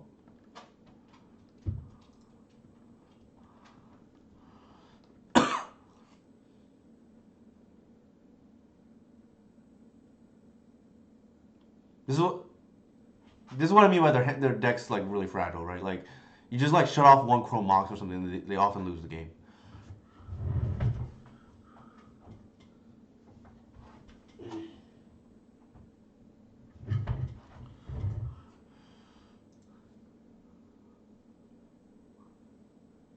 Like like we're just gonna go for the cheese plays like against this kind of deck.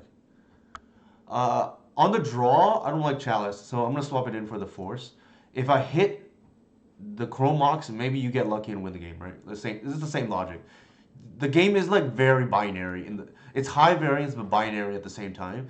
So you just hope whatever you have lines up against whatever they have, and like half the cards in a given game don't matter. I think the rest like fine.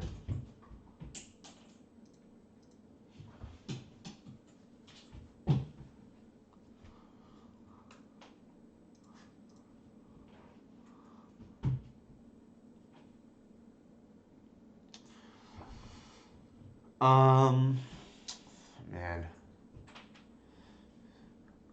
I would have kept this, but there's no turn one play. Like I don't mind being all in on a Force of Vigor, but there's no follow up either, right? Oh, this is like way better.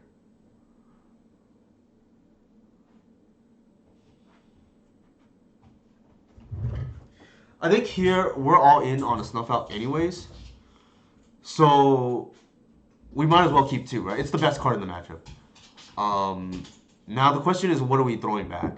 Uh, I think our natural order is the route to victory. So I feel like, well, I actually think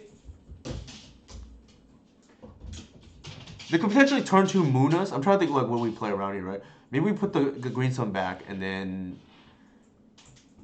keep this. And then we can be a turn two moon, but not a turn one moon.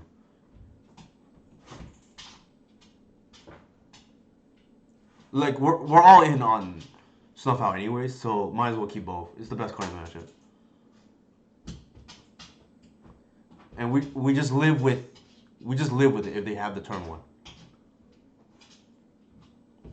Okay, so this could happen, but to me, I want to be able to play Magic in the event my opponent has a turn two Magus, right? And life just doesn't matter here.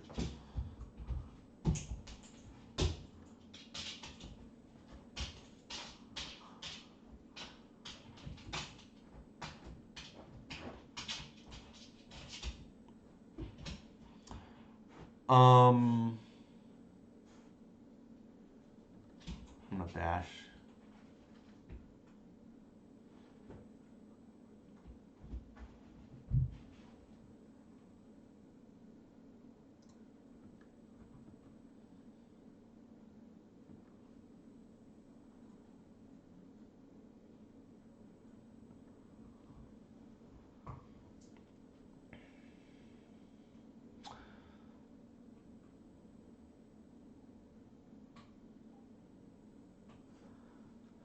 We're gonna pass. I think they have a Fury, and we're gonna draw their Fury. Like, and I think we have a decent chance to natural order here. And we need the Hierarch in case they do Fury. Actually, what I should have done was not attack, and so I can hard cast Invigorate here.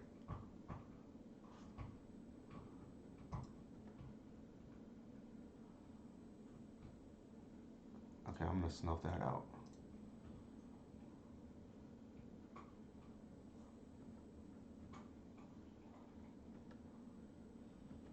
Land. Nice. Alright, that's game.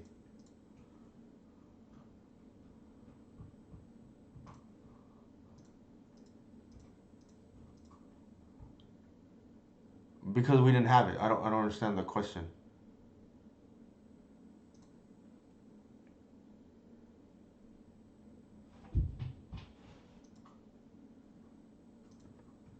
We only had 3 mana last turn. I don't understand. Take the best card. Take the land that matters. Green Sun Artisan. That's the line.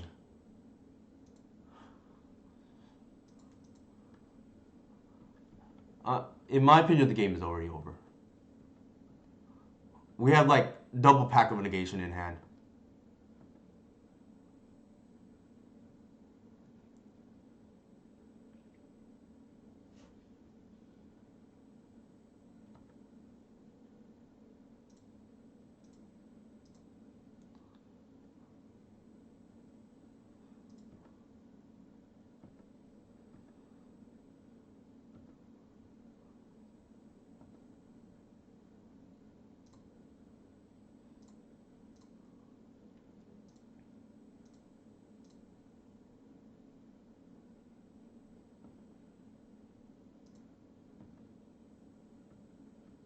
No worries, it happens.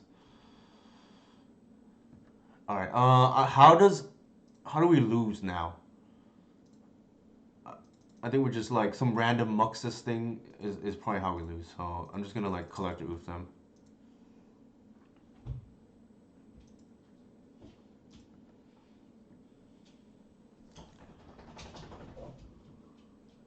Should be game over. Yeah. This is what I mean, right? Like there's like it's an obvious like do nothing turn 1 and 2. Like they have Fury in hand. I'm just gonna like force him to Fury me. If you don't, you lose the game, right? All right, one more match, and then but I'm gonna use the restroom first.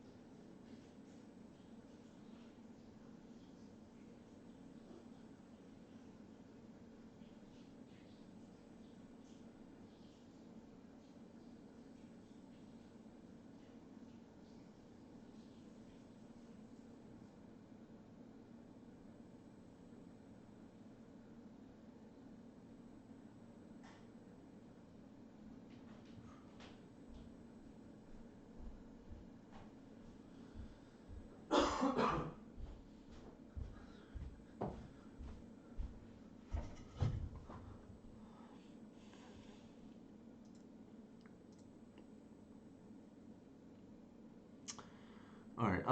So far we're 3-1. Let's see. Of the tech cards, actually, I thought about it again.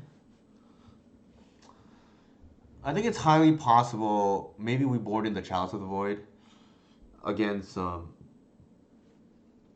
against Breakfast. I just realized I'm supposed to cast it on two, and it's just another win condition, and they probably don't have many outs after that. Unfortunately, most of our deck dodges outside of Fiend Artisan for Chalice on two, and there's an argument to be made.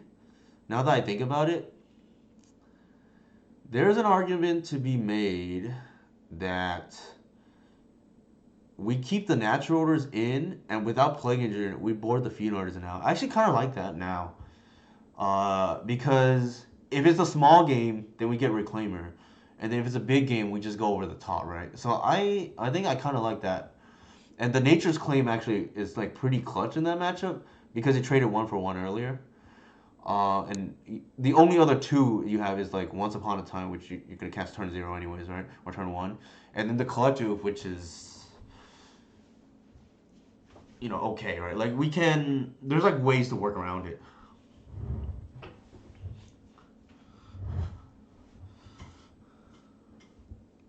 So that is like a thing we can keep in mind.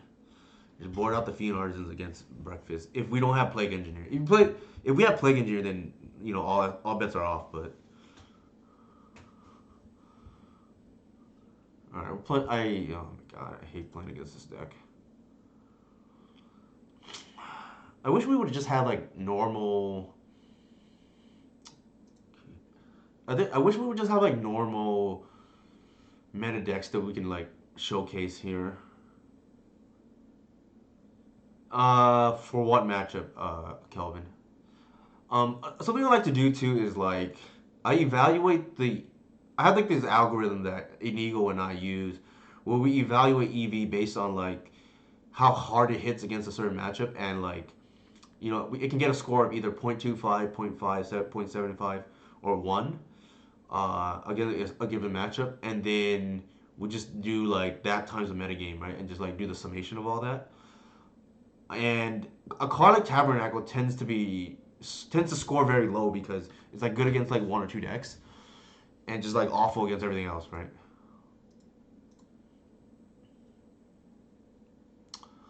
Here is one of the few times with this list you will see me fetch Bayou, and that's because I want to go turn one Green Sun. If they don't answer Dork, we have turn two Uncounterable Grist.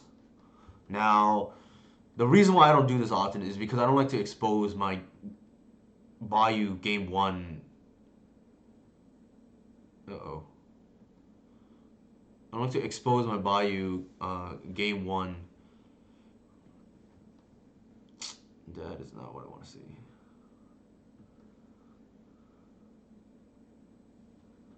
This is not a bad top deck though.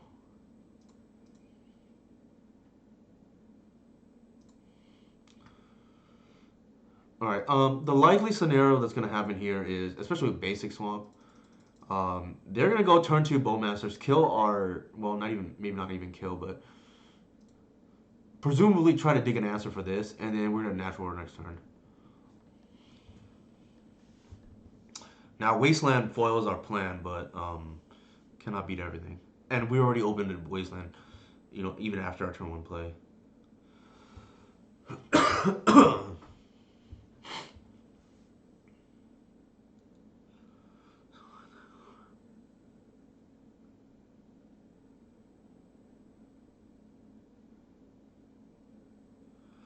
Yeah, but you play that in the sideboard, right? I'm like you can't play that main deck. I don't think.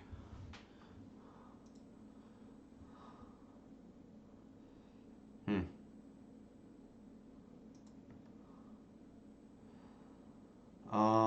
Let's see.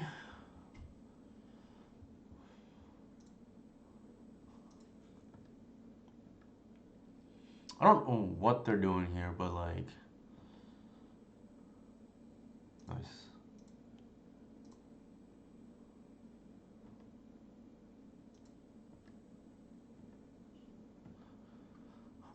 Maybe they don't have blue. I don't know. It's like weird.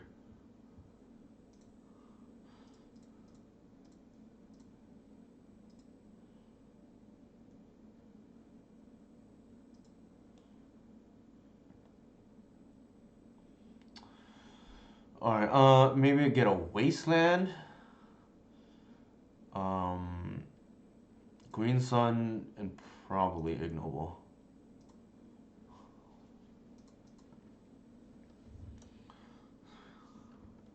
Not a great attract with him, but I think we're pretty ahead still.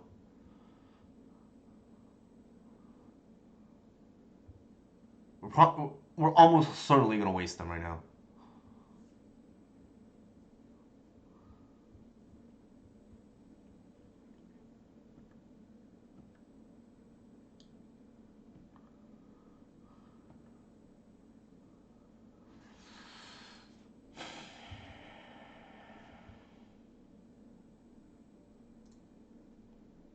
Oops.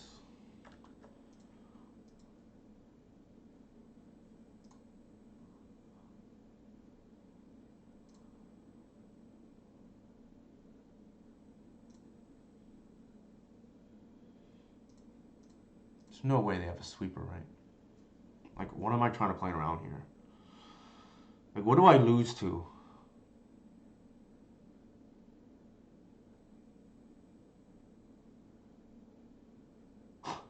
I don't even know. I don't even know. What am I?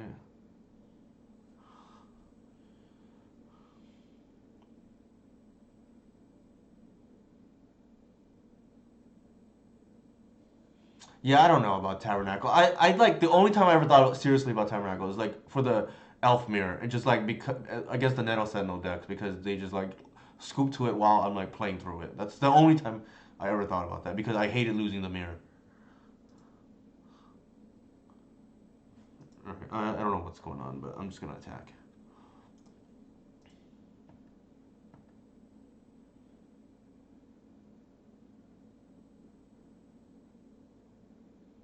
Don't know what is going on the other side, but we're just gonna attack here.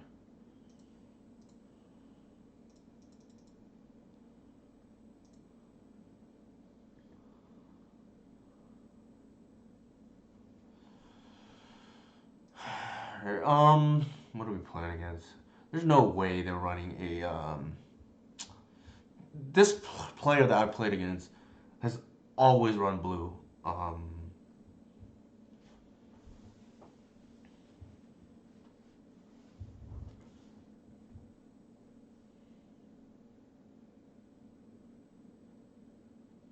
no, okay. Let me rephrase what I said. At the time, I just did not think that deck was good, but enough people played it so that like it was annoying to be disadvantaged in the mirror. So I like for a split second thought, oh maybe, or the pseudo mirror I should call it. Maybe I could just play this one land that just like hoses them for like playing a bad deck, right? And then um, I decided at the end of the day it's not worth a little slot. I'm just like I'll play them if anything. No, the issue with force is in this deck, pitching black is not trivial. And the second thing is like we're a critical mass deck, so I actually recently tested Contagion, and I don't even like it because like I don't want to really pitch a Fiend Artisan. Like it's like how I win a lot of times. All right, now what are we playing against? Some kind of weird control deck, I think. We didn't see. We saw red. I don't think endurance. Well, I don't know. It's like weird. We didn't really see much from them. I'm gonna board out the shepherds. I'm gonna board out.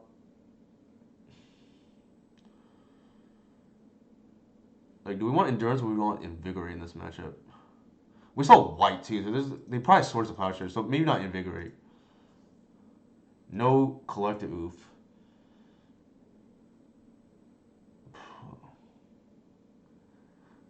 There's a lot. You can cut almost anything. I don't even know how I want to board against them. Maybe C's is the highest floor.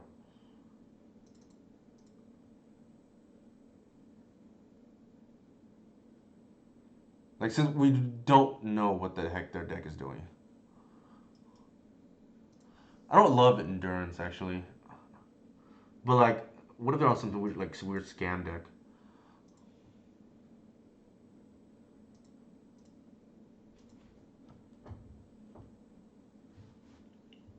It is according to Romario's. Actually, I don't. Romario's recommended before. Sorry, has said it's bad before, so like I trust Romario.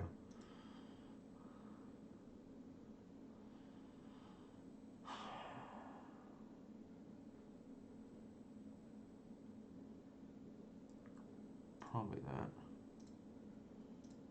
I think we seize here. I don't really know what our opponent's doing, so better play it safe.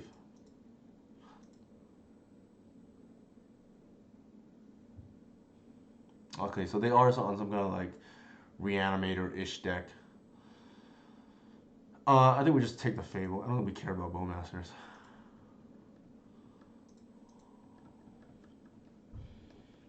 They are like somewhat flooded.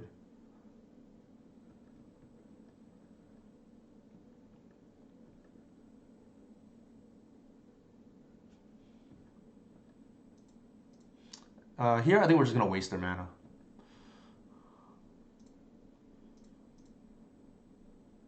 We just got two Reclaimers, which is hilarious. I think we boarded probably decent against our opponent. Unfortunately, we drew this hoof, but we can pitch it to the endurance now if they like go for it, so to speak, and just like continue to waste their mana. Mm, pass.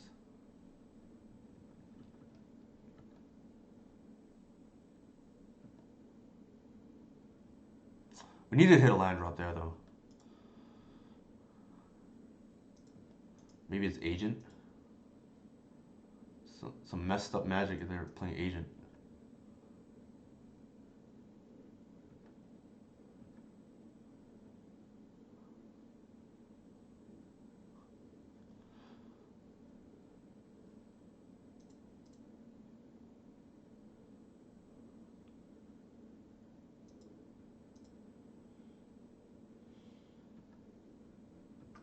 The greediest mana base possible.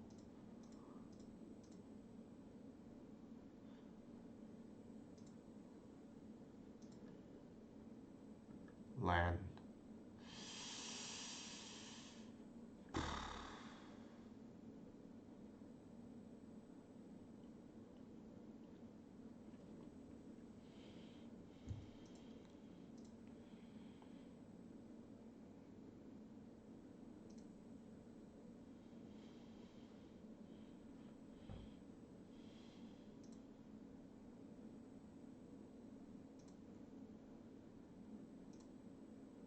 I think we have to do it now. There's a window.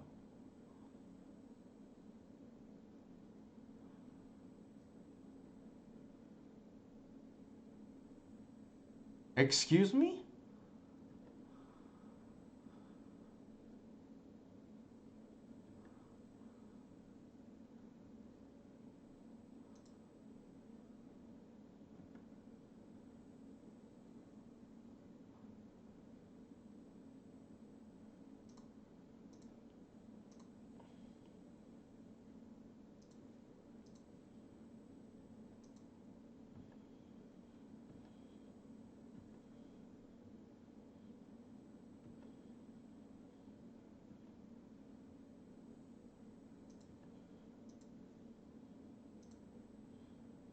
That's kind of a cool stack. I don't think they have.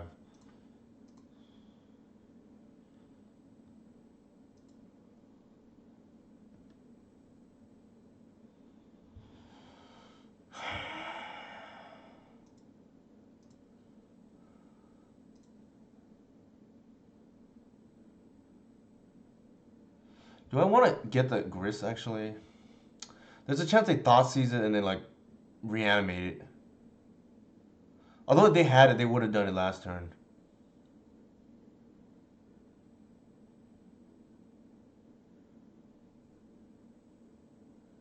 We can get the endurance as insurance. Actual order, cradle.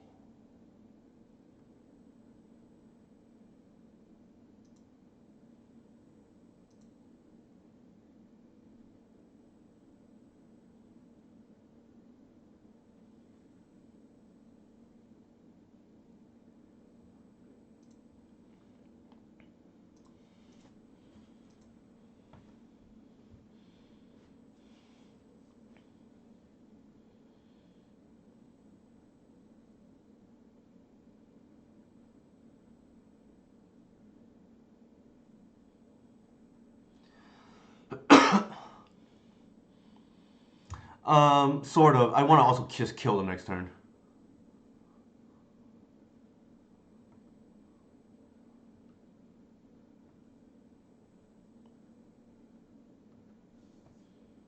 I want to end this game. They're on a one-turn clock.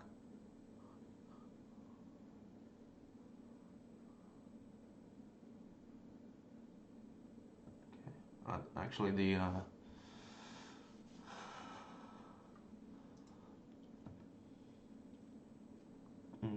probably the reclaimer now.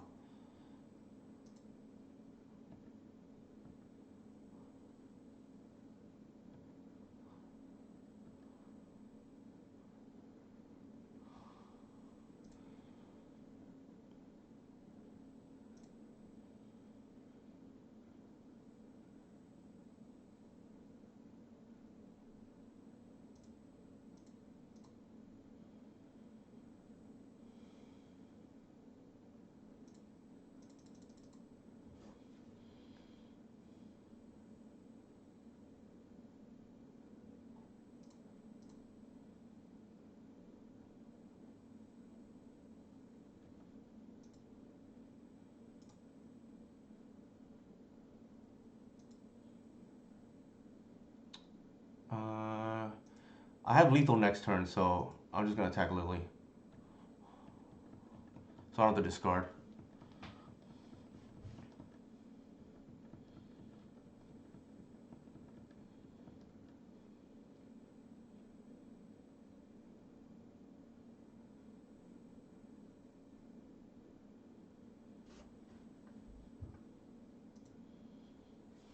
Might be game.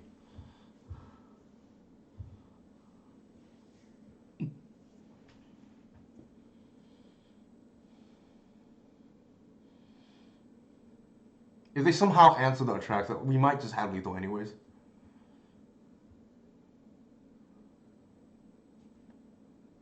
This is an Archon of Cruelty, Hardcast?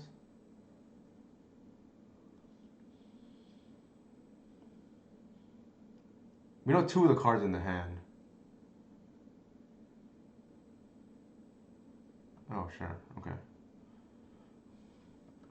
They're gonna kill the Dryad Arbor, presumably. Actually, I messed up. I realized I pitched the hoof, so I don't even have lethal.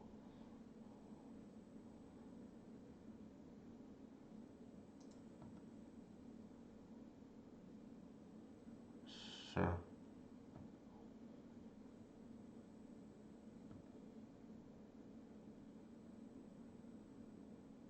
Okay.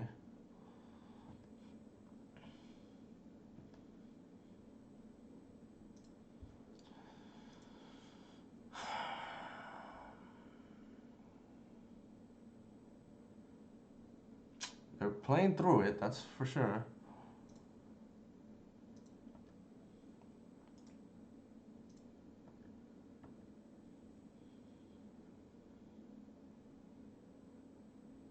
I screwed up.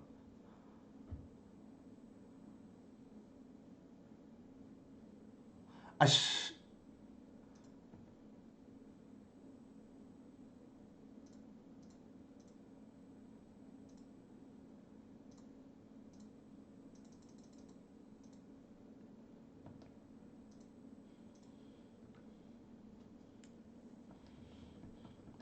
should not have got the natural order because I didn't realize I like pitched the Crater Hoof. Now it's just like pitch for the endurance, but it's fine.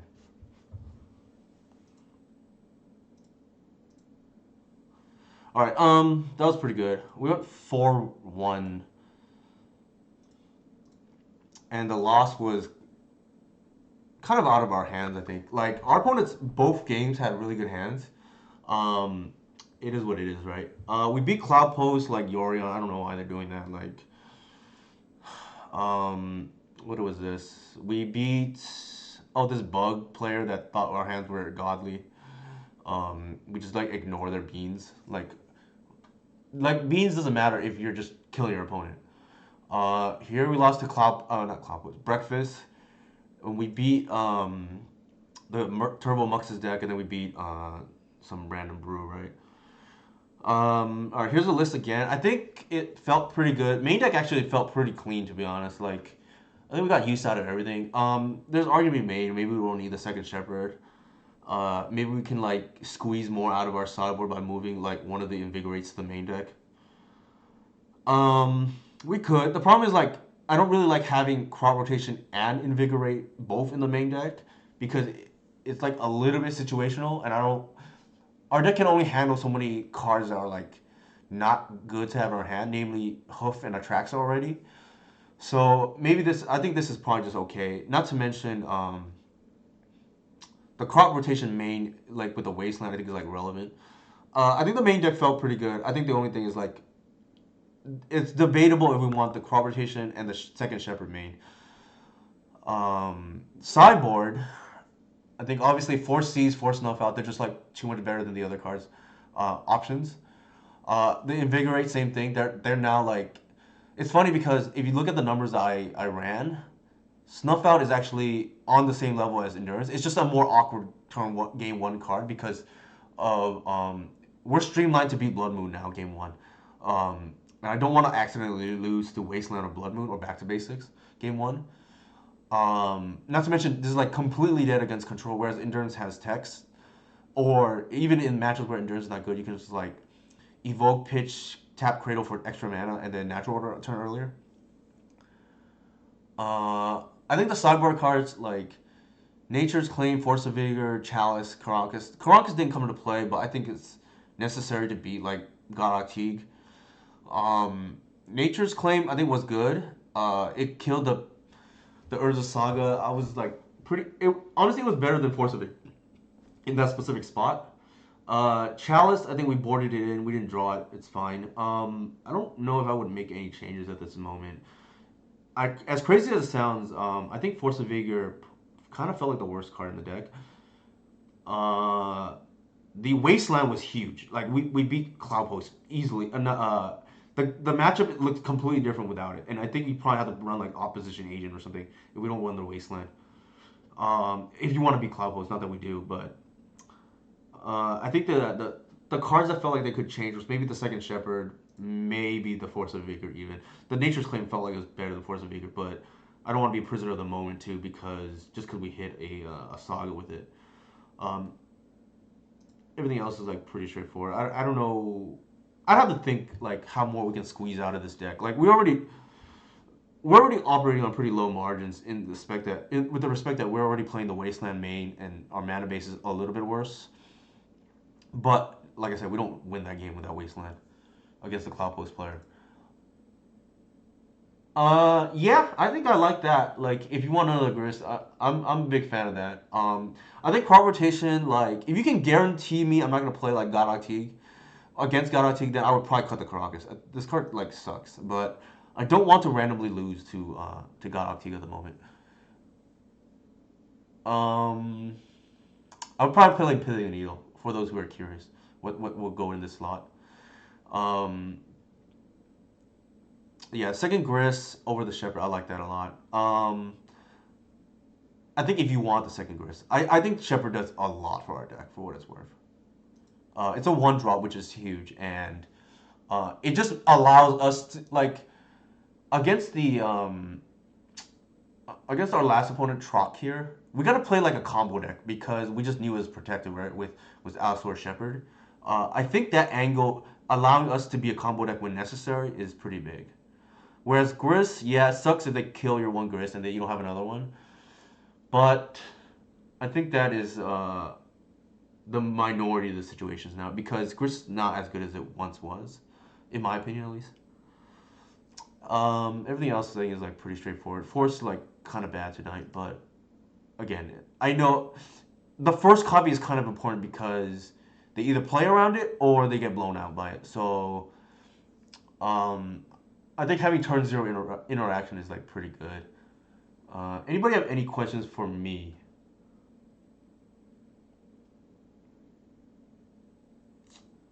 Here are my socials again. For anybody. Yeah, deck felt good. Win 4-1. You know, can't win them all.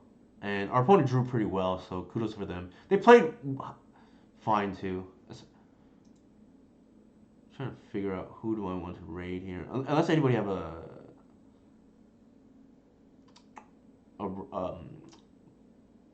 request.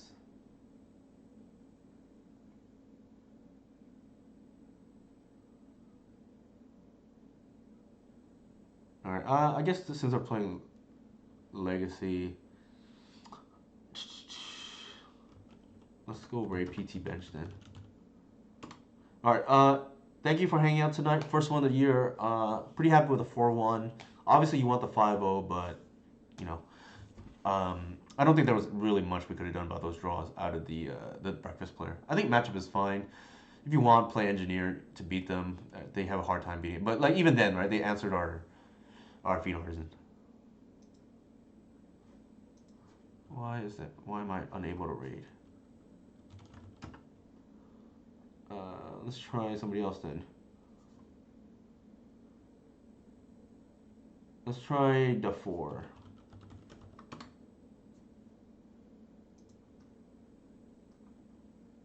What's going on? How come I can't raid?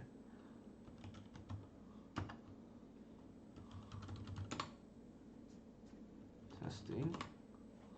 All right. Looks like the commands are just like off at the moment. I don't really know what's going on. Like,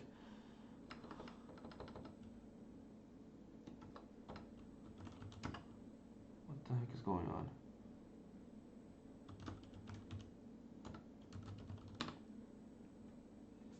Yeah, I don't know what is going on with Twitch right now, but I can't seem to raid. So I apologize to that. There are no other questions. I guess this is it for the stream. Thank you for hanging out tonight.